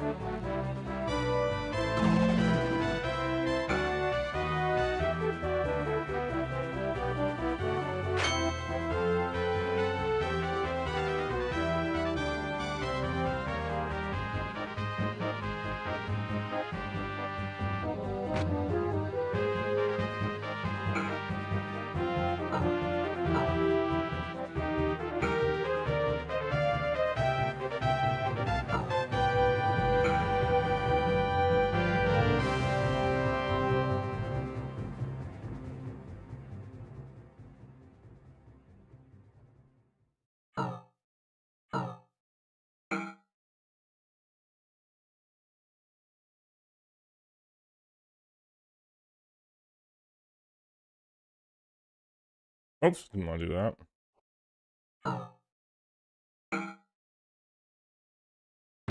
Don't do that either.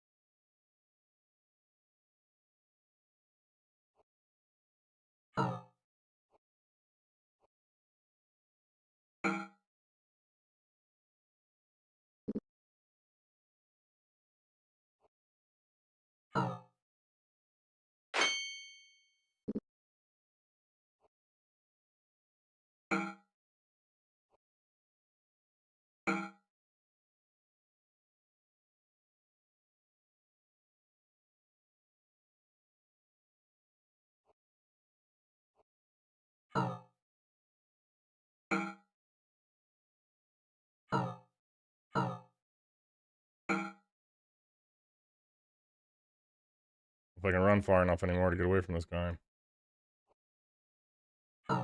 No, Owen's getting wrecked.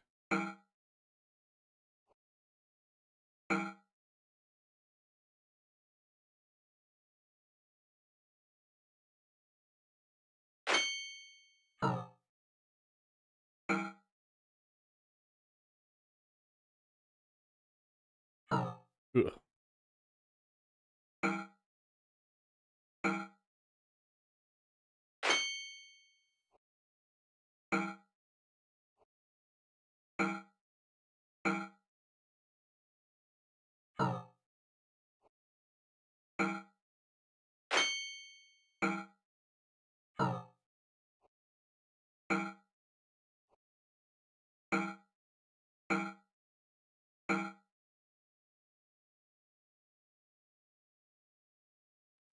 Gasp escaped Owen's lips as he levered himself into an upright position, look over his wounds. I think I'll amend the plan, Owen said. My wounds are mortal. You go on without me. No one gets left behind. Jim shot back angrily. No one. Get your things and we'll move. Move. Find a healer. We'll find a healer for you along the way who can help. Don't think that fight was worth it.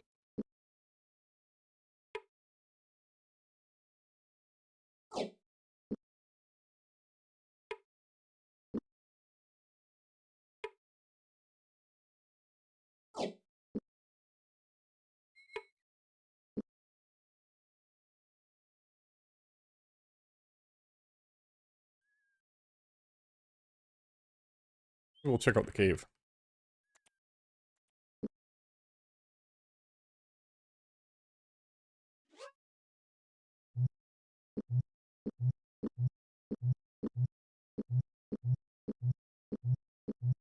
Drank like 10 potions, it barely did anything.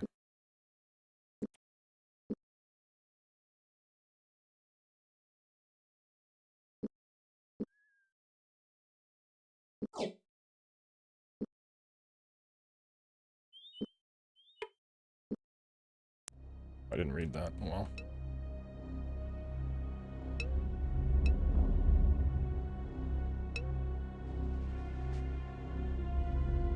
Dead end. I don't think there's like secret walls or anything in this game.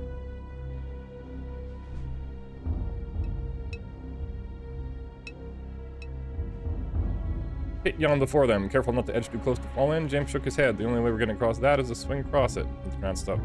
He said, glancing up to a small hook on the ceiling. He nodded. Apparently we're not the only ones to have faced this dilemma. I think I should attach the rope up there. Should we try to swing across? Yes. There's some bad guys in there. They're not 6 of them. The enemy jumped back.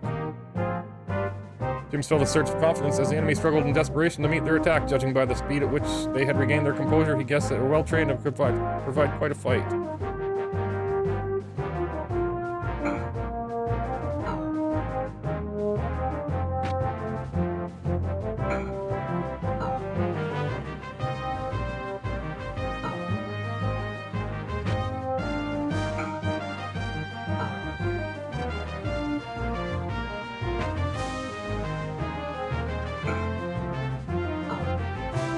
Put the eye pokes, you jerk.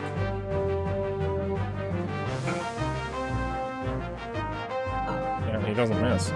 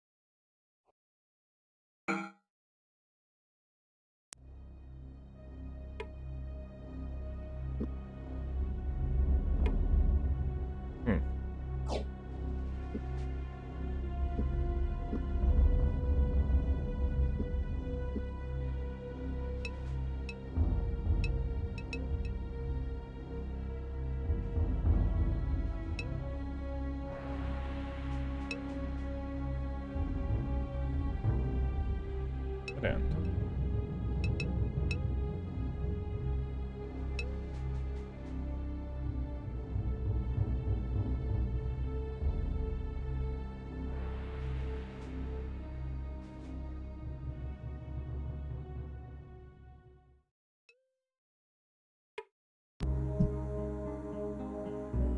Neck but no head, arms but no hands, waist but no legs.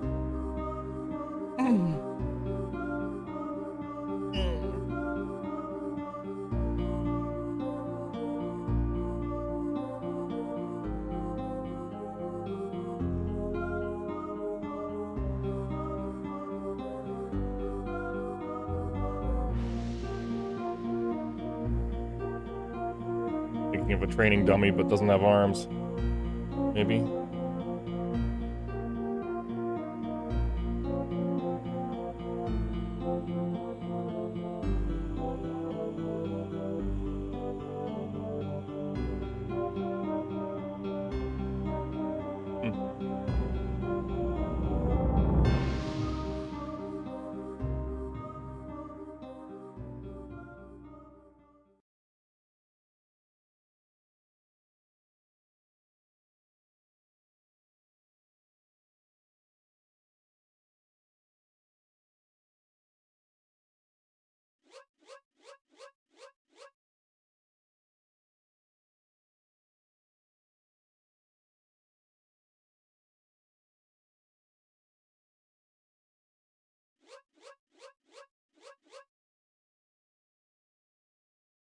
That's alright, man.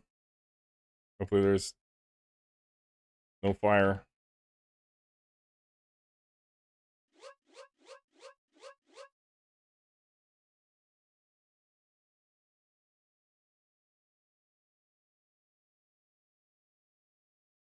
I'm just struggling with chests. Neck but no head, arms but no hands, waist but no legs.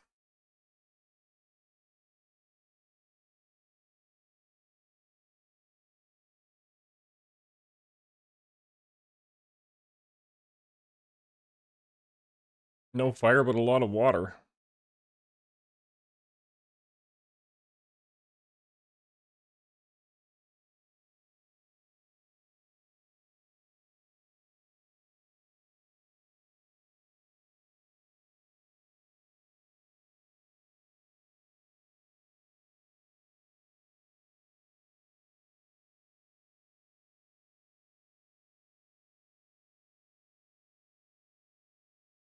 Someone's sprinkler went off for no reason. Yikes, that sucks. That's some expensive mess. Hopefully it's not right above you. Probably frozen.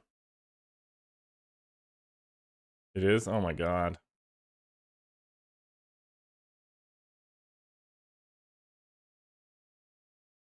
I don't think I can guess what this is.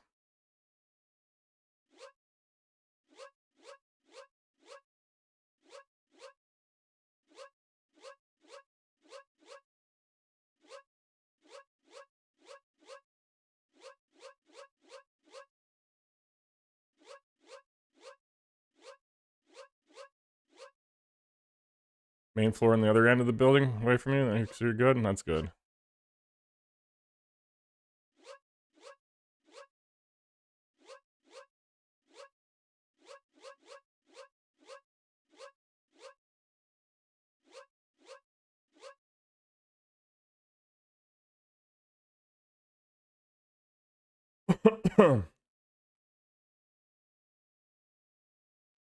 Like armor?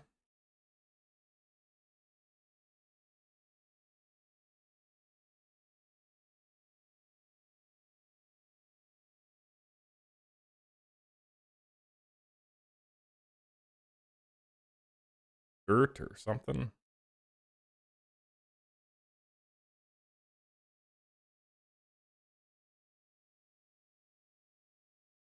Jacket?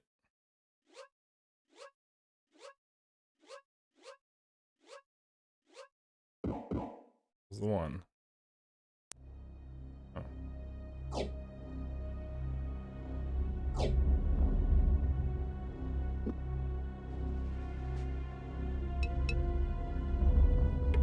Ashes were cold. Oh no, it's a long one. The carpenter left some wood. Would not take it back. I saw some dust there where he left it, but couldn't find his stack. Is it like termite? Termite.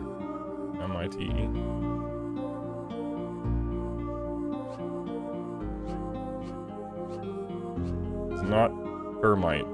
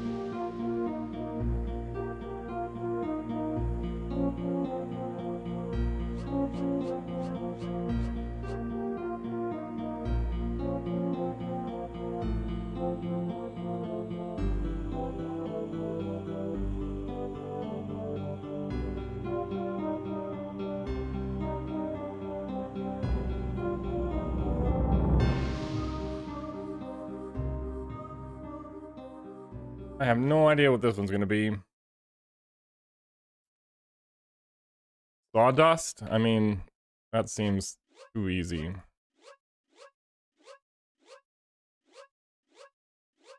Alrighty then.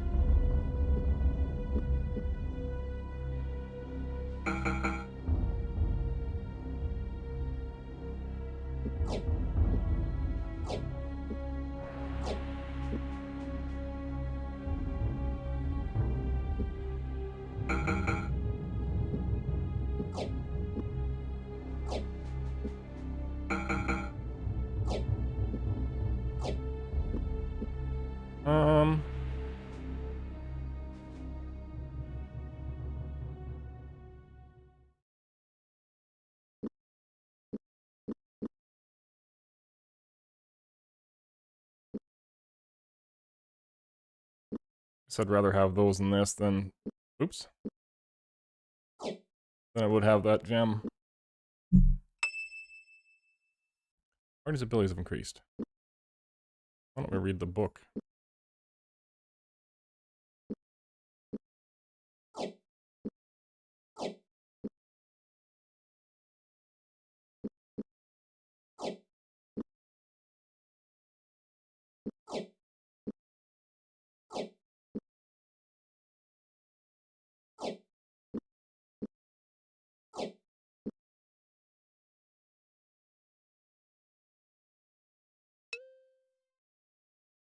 If I've learned enough from that book. See, that was a dead end. We're done that way.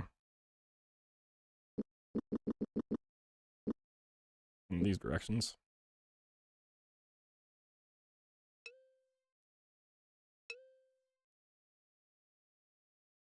Dead end.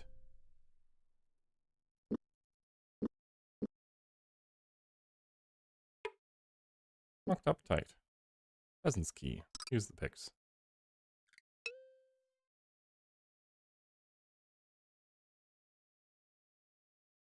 Some dead guys.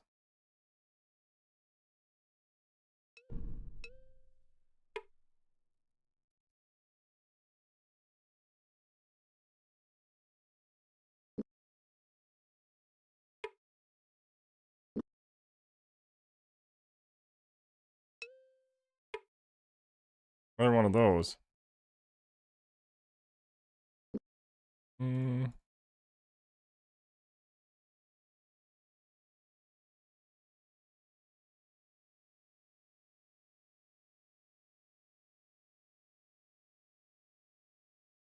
Guess I have the knight's piece.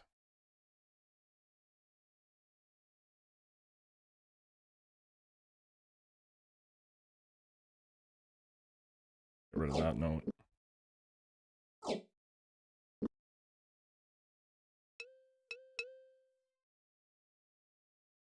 Apparently there's a spell that needs those eggs.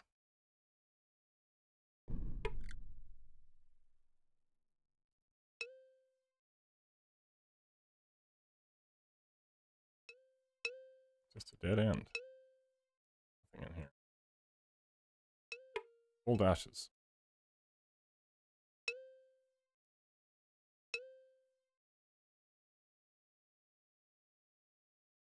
And... oh.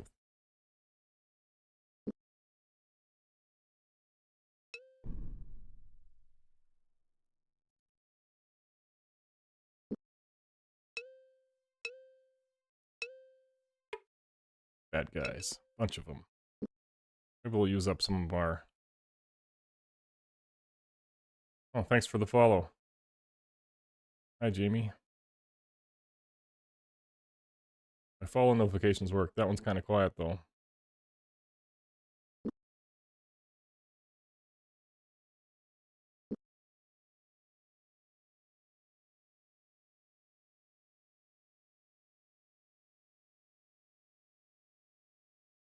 We'll use this stuff.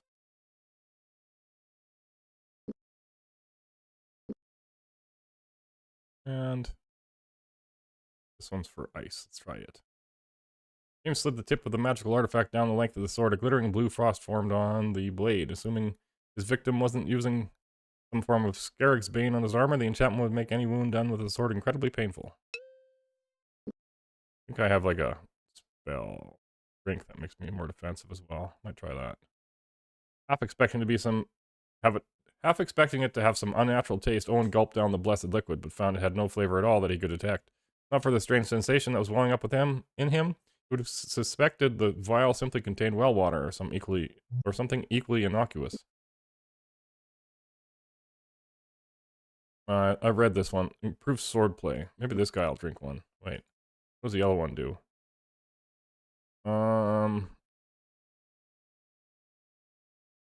Lancers tournaments. Infamous by reputation, the notorious strength potion had on several occasions disrupted proceedings at Lancers tournaments, expressly forbidden because of its unbalancing effects in combat. It still commanded high prices from soldiers looking to advance their positions with employing lords.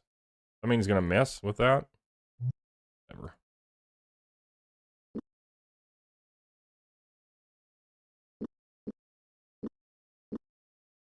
Alright. Because I can turn off the notepad because I figured out the...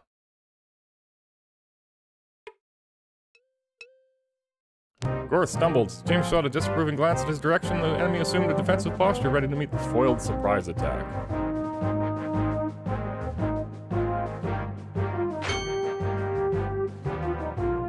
No. Unable to cast a spell.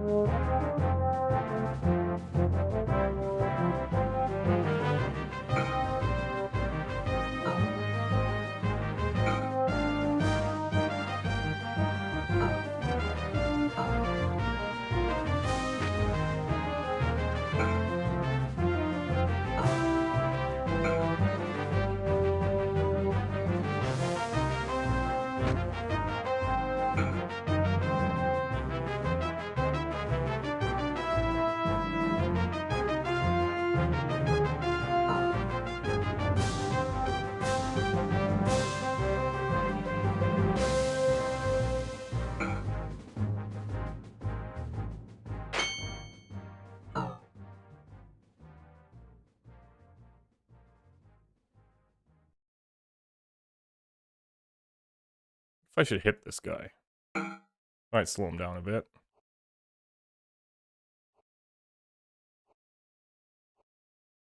No, not enough.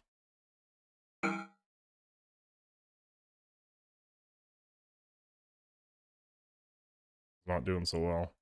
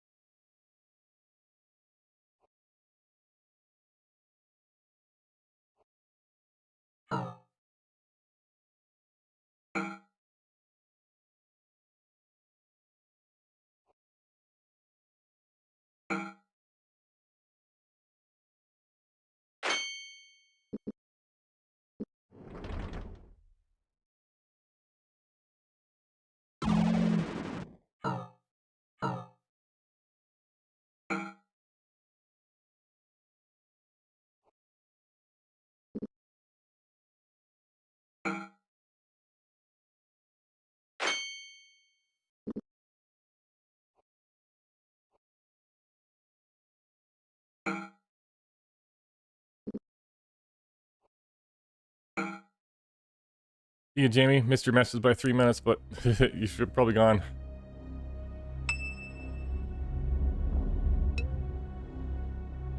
Right.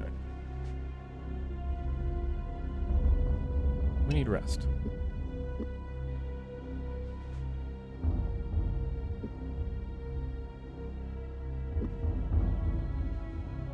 I don't have any ring or torches, do I? Oops. I want to go to light spell you can use indoors. Candle glow. The artificial light dissolved the darkness. Owen shook his head, trying desperately to break his concentration. Blinking rapidly, he let his eyes adjust to the strange artificial light. I'm okay, let's get going. Ashes were cold.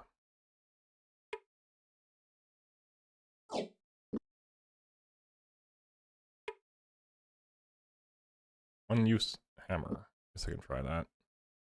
I can't put anything on the body though.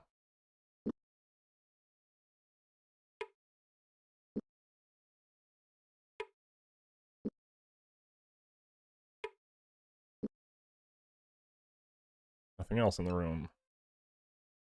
Alright. Just drop something real quick. Put the whetstone. The one use hammer. Of course, doesn't need it.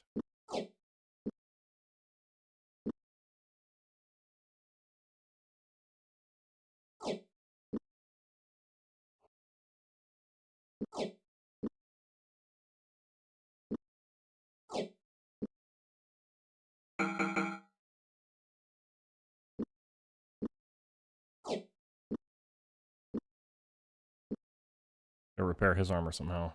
Just like that. There.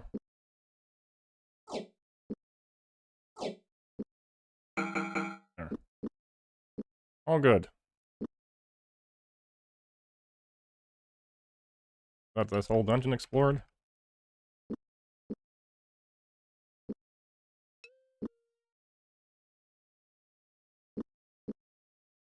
I think so.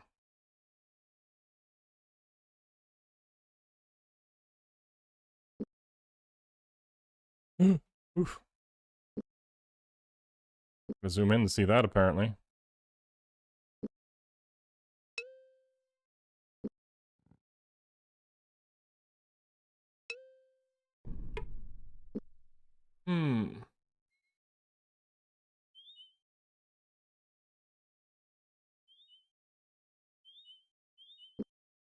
Alright. We were thinking about going down this road, but if there's gonna be more of those tough guys on it, I don't really want to. Check it out to the west a bit.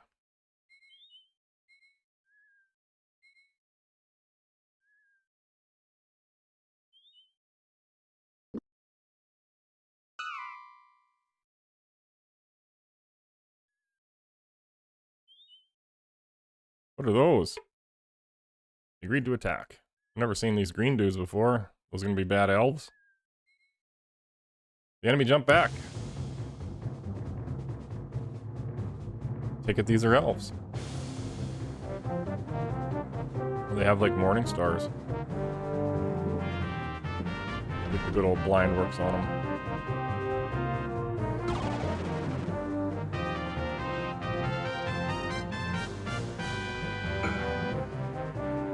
It does. Maybe.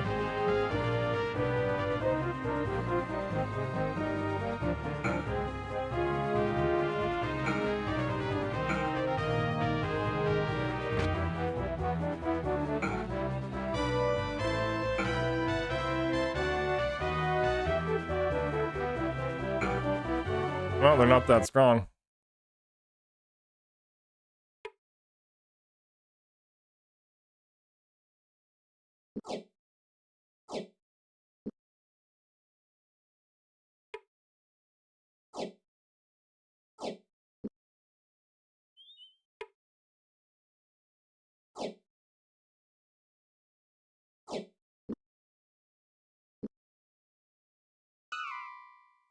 I get whatever that was behind me. Off the road a bit. No.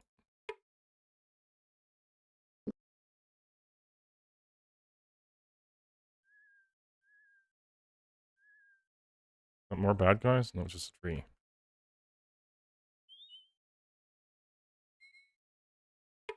Den Camp on the Teeth.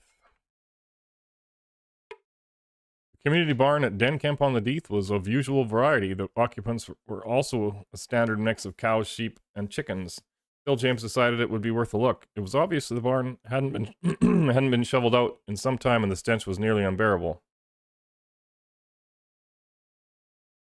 He was just about to leave when his eye spotted something shiny. He kicked aside some dirt and hay with his foot.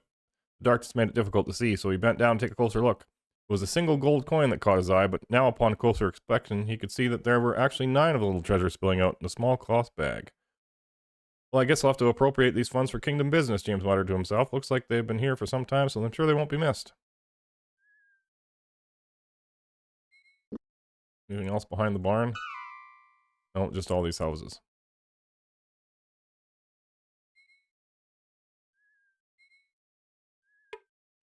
A lady with tear-stained eyes opened the door in response to James's knock. I'm so glad you're Oh, I'm sorry. I thought you were my brother. He's coming up to stay with me for a while. She invited them into their home and told them of her lover, who had recently been killed by trolls in the northern skirmish near the fortress at Northwarden.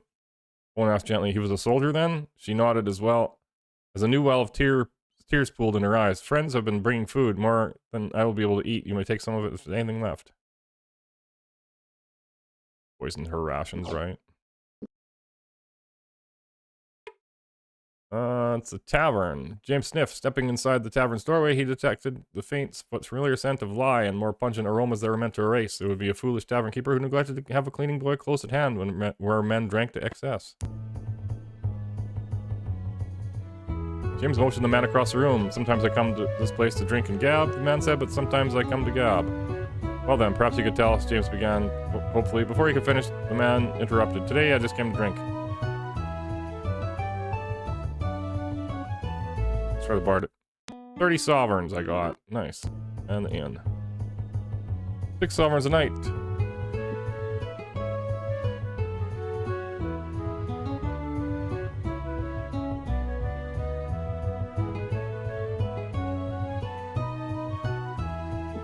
Sovereign's night again. Close enough. Deep blush spread across the innkeeper's face. I had company. It's been a while. You can't hold that against the fellow now, can you? I'm signing up for another night. Another time, Night Master.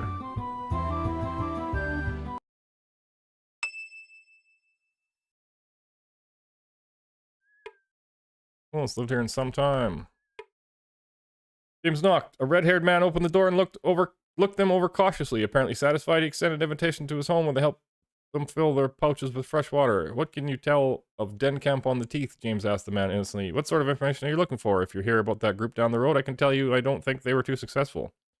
Oh, and why was that? Well, seems there was all kinds of activity up north. Got set upon by at least 3 goblin bands.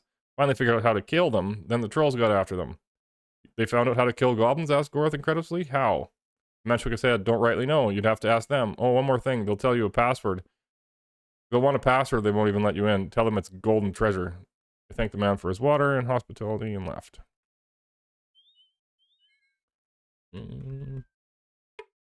A shop. The Grumbling Musician. I've read this before, but let's go it again. Owen surveyed the shop. Though he could see no perceptible evidence the shop's owner had placed any special wards around his inventory, he was dimly aware of something unnatural about the doorway through which they had passed. In the pit of his stomach, he knew that thieves would find themselves victims of some magical unpleasantness.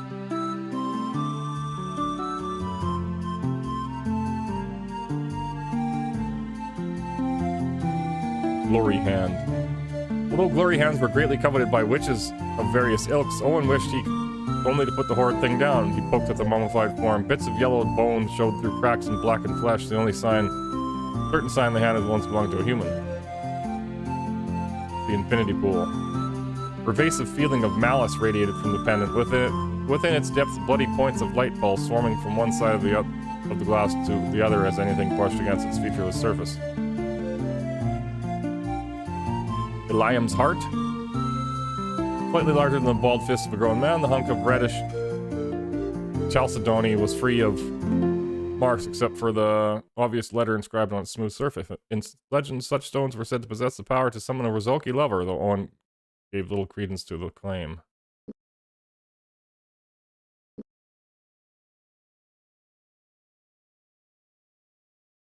Danon's Delusions. Bane of Black Slayers. Night Fingers. Have anything to sell?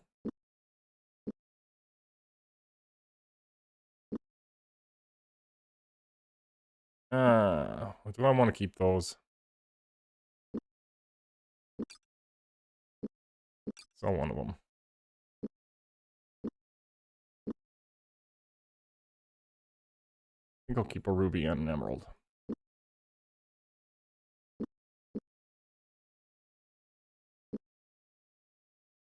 That.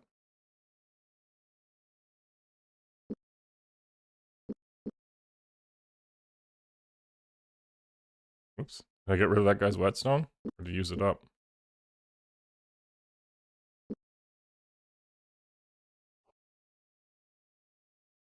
Alright, we're all whetstones.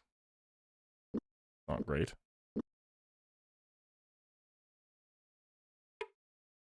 Place is abandoned. We've been here before. I don't remember being there before.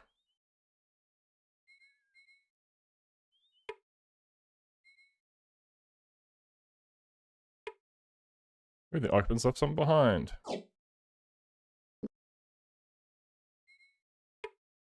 No one's lived here in quite some time. In camp on the teeth.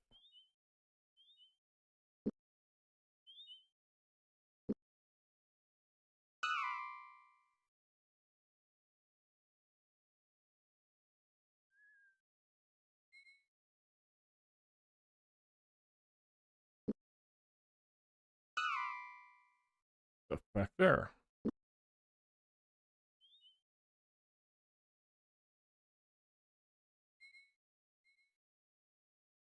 All in the house. Water. Hey, a whetstone. One use.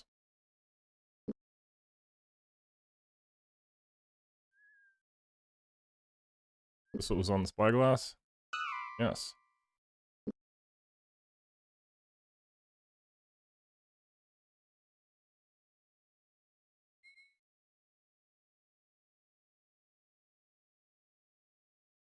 Did I go too far? Is that what's on the spyglass? No, but I went too far.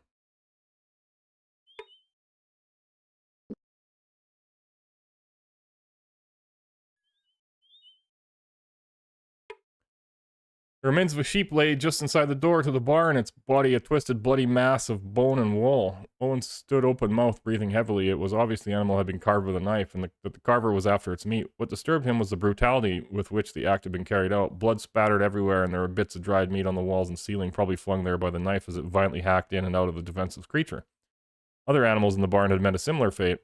Worth thought it strange how the sight of men killed in combat had no more effect than the scene laid out before him. After a moment's hesitation, he decided it was time to leave.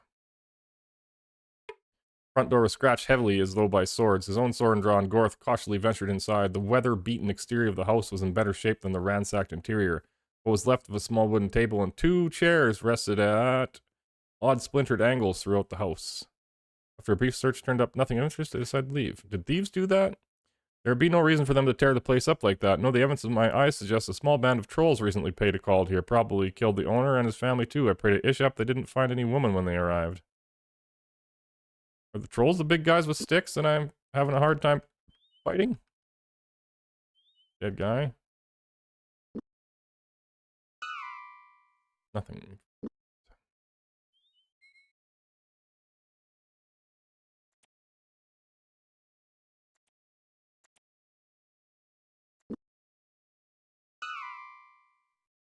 By the side of the road and something off the road. It's a temple. By the side of the road. Is it? There it is. I want.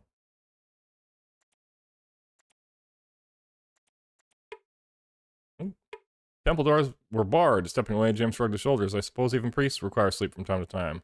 We have to wait until morning before we can get an audience with anyone. Ready then? Temple of Tithe. 5th.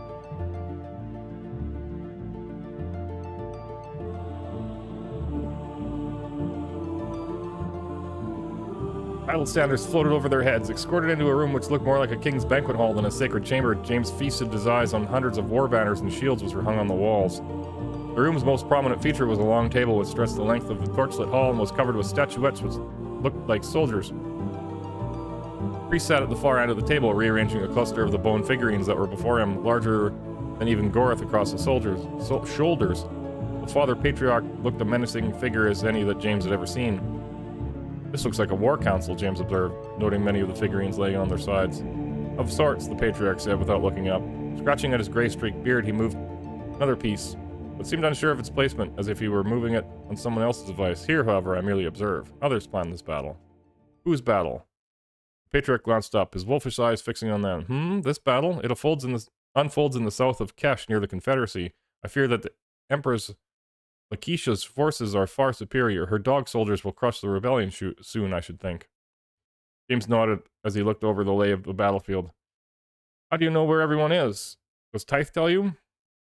The priest shook his head. If the war god wished to tell me, it would take all the enjoyment out of making my guesses. I have messengers arriving daily to tell me how things transpire. Thumping the hardwood table with his fist, he looked at another group of figurines and moved to rearrange them as well. Sometimes I am surprised. I see. I don't suppose you could tell us about what the Moradel plan in the north, could you? James asked, a little nervous about the presumption. No, the priest replied. I would be greatly interested, but all those messengers of mine that I have dispatched to check have been killed. Since I have less priests than I have curiosities, I decided to wait until I had either more of one or less of the other. Suddenly another priest appeared at the door to the chamber and hurried over to whisper in his superior's ear. Cursing, the Patriarch thumped the table again. I have other things I must attend to, the priest said gruffly, as soon as the other priest had scurried away. I would offer you some redweed brew, but I have none to offer you, so you will have to find some elsewhere. Good day, men. Alrighty then.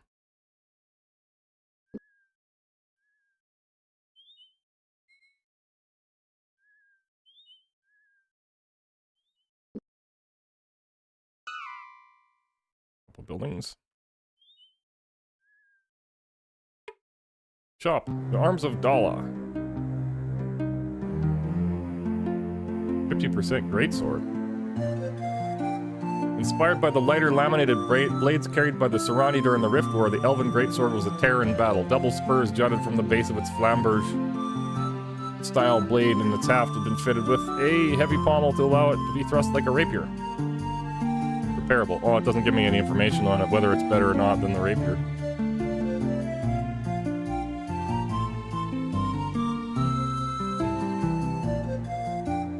Elven crossbow. Serrani heavy crossbow. Two-handed broadsword. Were they always two-handed, or were they just broadsword? Ooh, that's cheap dragon plate. I'll buy that.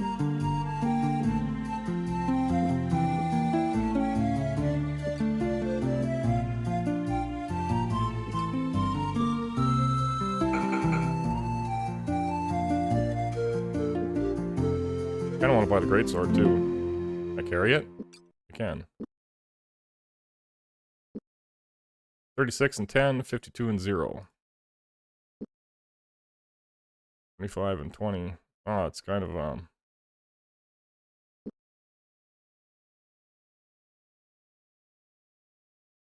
not as easy to hit stuff with.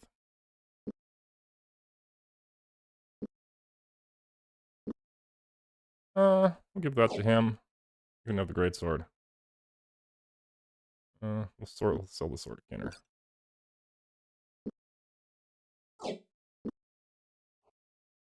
Yeah, hopefully that was a good move. Do you have any whetstones?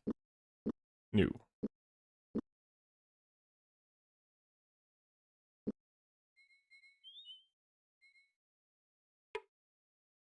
Dwarf shouted an alarm. Gods! They just came from nowhere, he said, pointing to the still forming figures before them. Grab your weapons, we're under attack.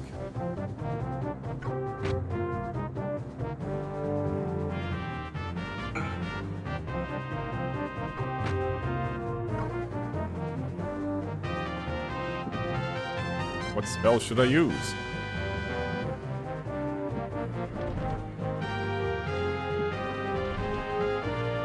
King of the Dragon is just too good.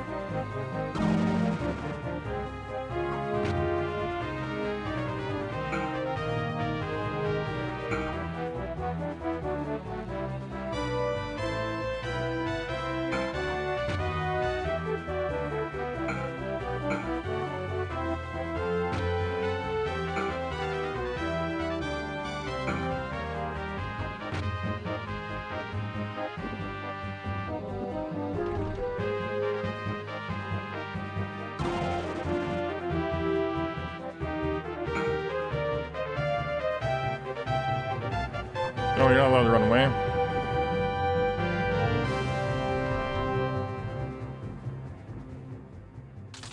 Ooh, that kills him. Did not. Hit him with bow. 54%. Ooh. 74%. Nice. Jerk.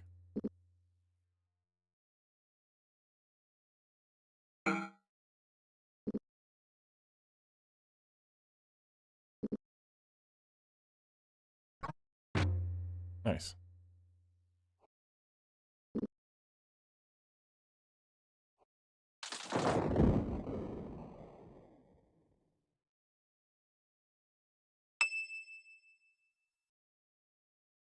No bodies?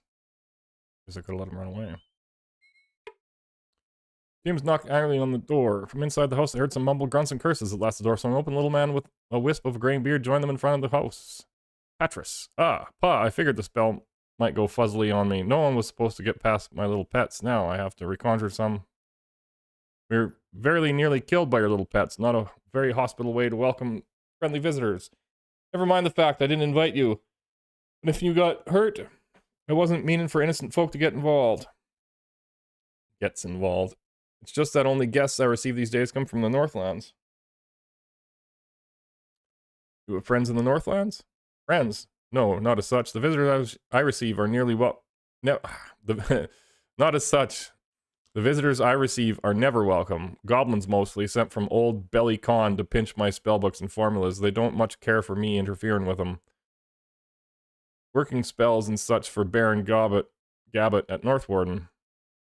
I was hoping these illusions I was making would be more effective, but apparently they ain't worth a gnat's spit. Need to work on them. Let me give you something so you can get yourselves fixed up. That won't be necessary, we're fine.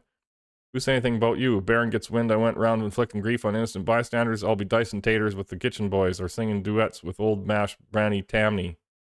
You found a pouch of 200 gold in that little chest over in the corner. If when you go north from here a bit, you'll run across the Temple of Tithe. I imagine they can put you rights again, but word of advice, you see Buglies in front of you in the future, instead of fighting them, run the other way. Doesn't seem anybody's about. There are 2 stores in this town? Seems to be. Arms of Dalla. Wait a minute.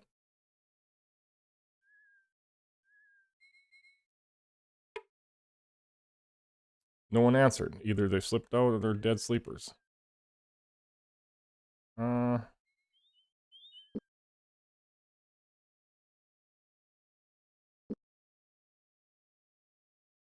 Wolfram. I'm confused.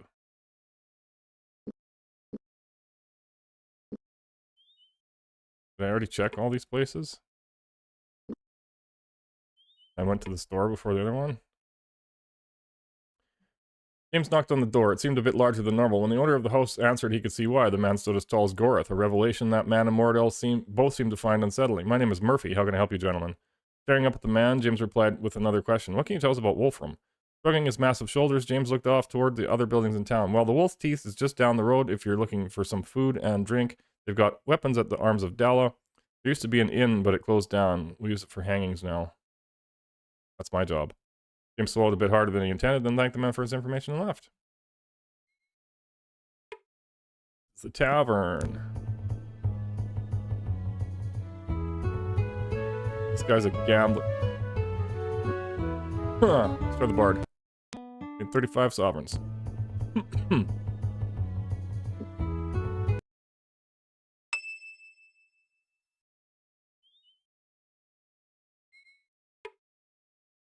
The occupants left something behind. Knocking on the door, James read the small, intricately carved sign that hung from it. The sign said, "Enter with joy in your hearts, that it may fill our house." A young woman answered his knock, and behind her, James could see several small children. Also visible was a man seated at a small table, scratching carefully on a piece of yellow parchment with a quill pen. He glanced up as they entered. "Yes?" After the necessary introductions, the man told him he was a scribe and he was working on an important document for Baron Gabbett at Northwarden. Though he wouldn't show it to them, James guessed it was an official account of the increased Mordell activity in the Northlands. They thanked the man and left him to his work. Used to be an inn of some kind, but it was abandoned long ago. Because he uses it for hangings. Paintings, of course. Tapestries.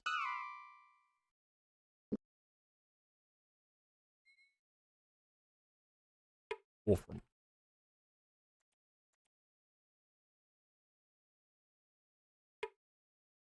In the hollow log, there's a 7% Mordell brooch. I don't think I need that.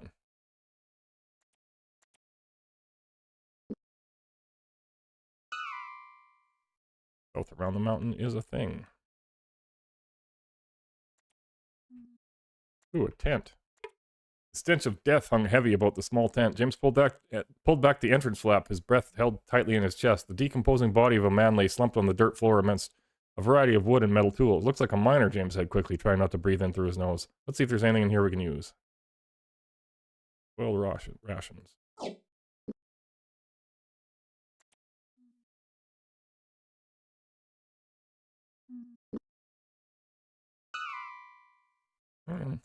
Be a farmhouse up ahead or something.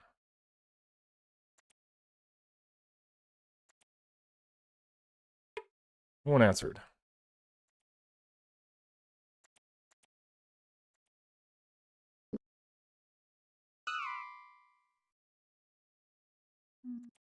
Uh-oh. Ambushers fell from above. Oh no.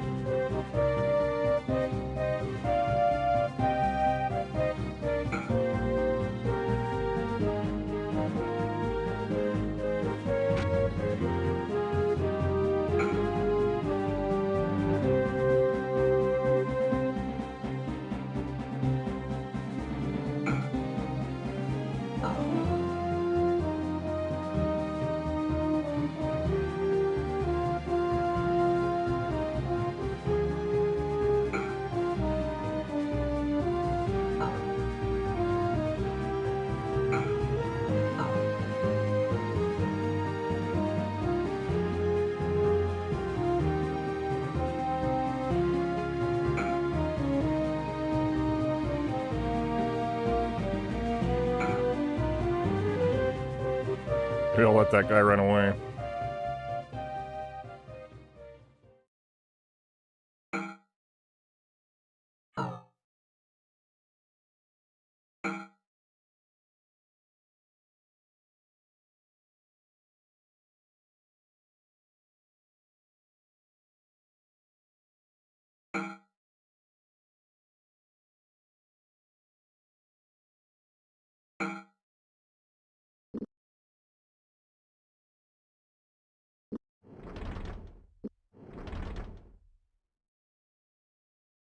If I don't freeze my own guy.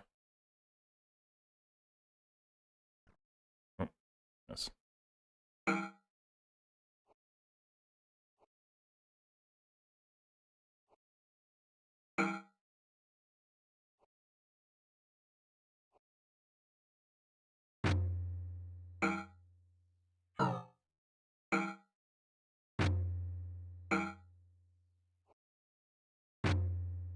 Nice.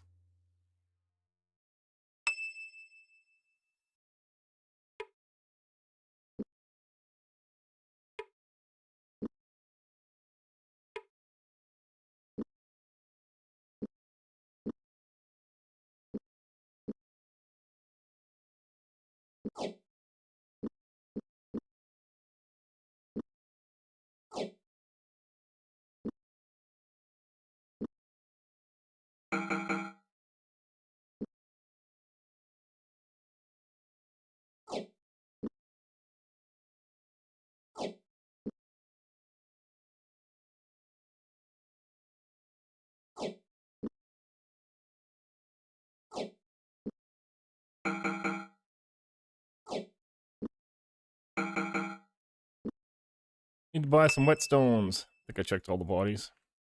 Just never have anything on them anyway.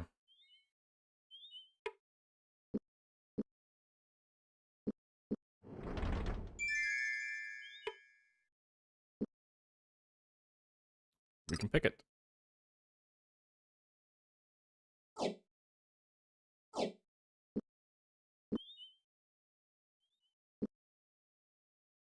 There was something off the road to the south.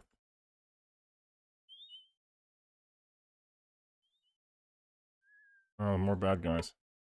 James Nock was entered by an old man whose wrinkled appearance stood in sharp contrast to the military straightness which he carried his body. He introduced himself as Erlan, former swordmaster of Highcastle, and went on to regale them with stories of victories and conquests through the years. They listened with great interest, especially when he talked of some of the more recent border skirmishes he had been made aware of. Finally exhausted by his storytelling, the old man excused himself to take a nap. Oh no, bad guy. Creatures howled.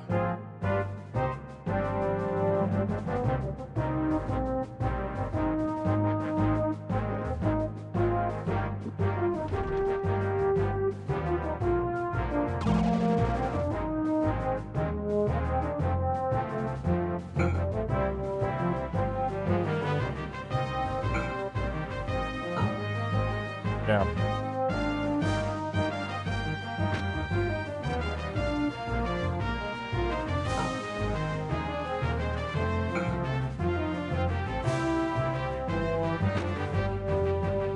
I'll use a swing.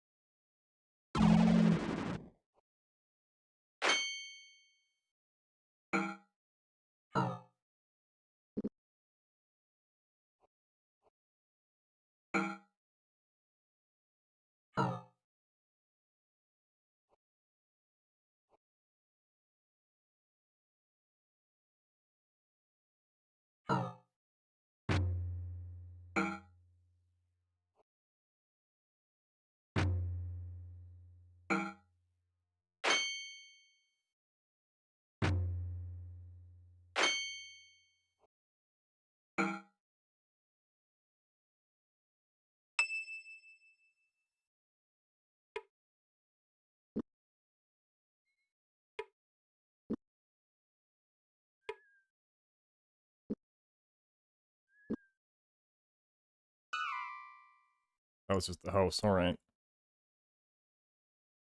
Then there's this crossroads. Oop. Oh no, more bad guys. Oh no. We didn't rest either.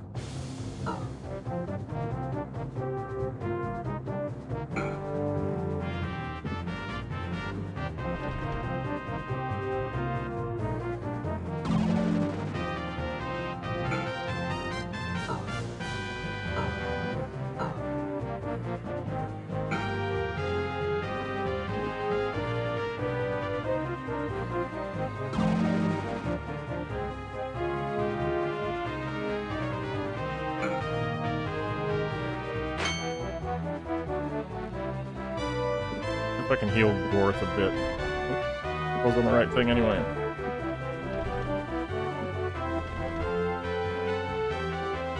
Give him 10 health, and then maybe he'll be more accurate.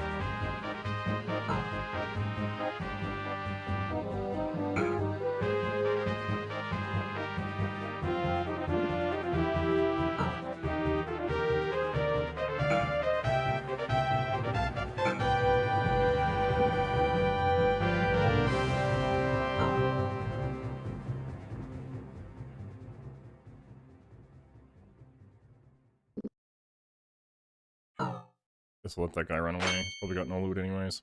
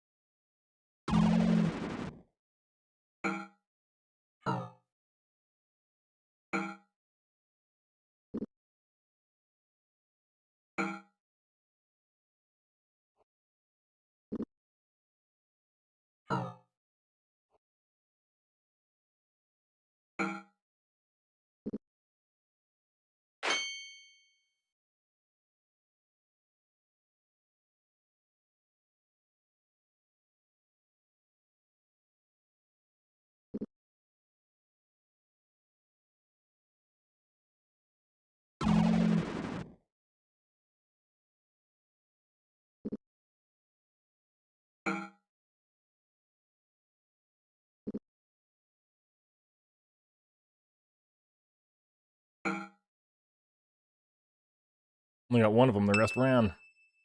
Throw me a whetstone. Oh.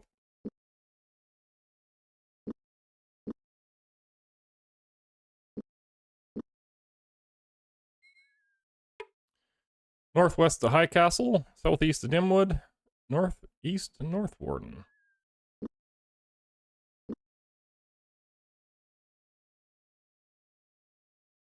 Well, that might be a good place to turn the stream off. I think we did a bookmark save. An actual save. But yeah, thanks for watching. Thanks for likes and follows and subscribes or whatever, pressing all the buttons. Oh, well, thank you for the follow. I should be back tomorrow for a couple more hours of Betrayal at Krondor. And if you want to see more episodes, you should check out the live tab on my YouTube. There's a playlist over there that has 1 through, this is episode 8. Yeah. Thanks again, and we'll see you next time. Peace. Love you. Ciao.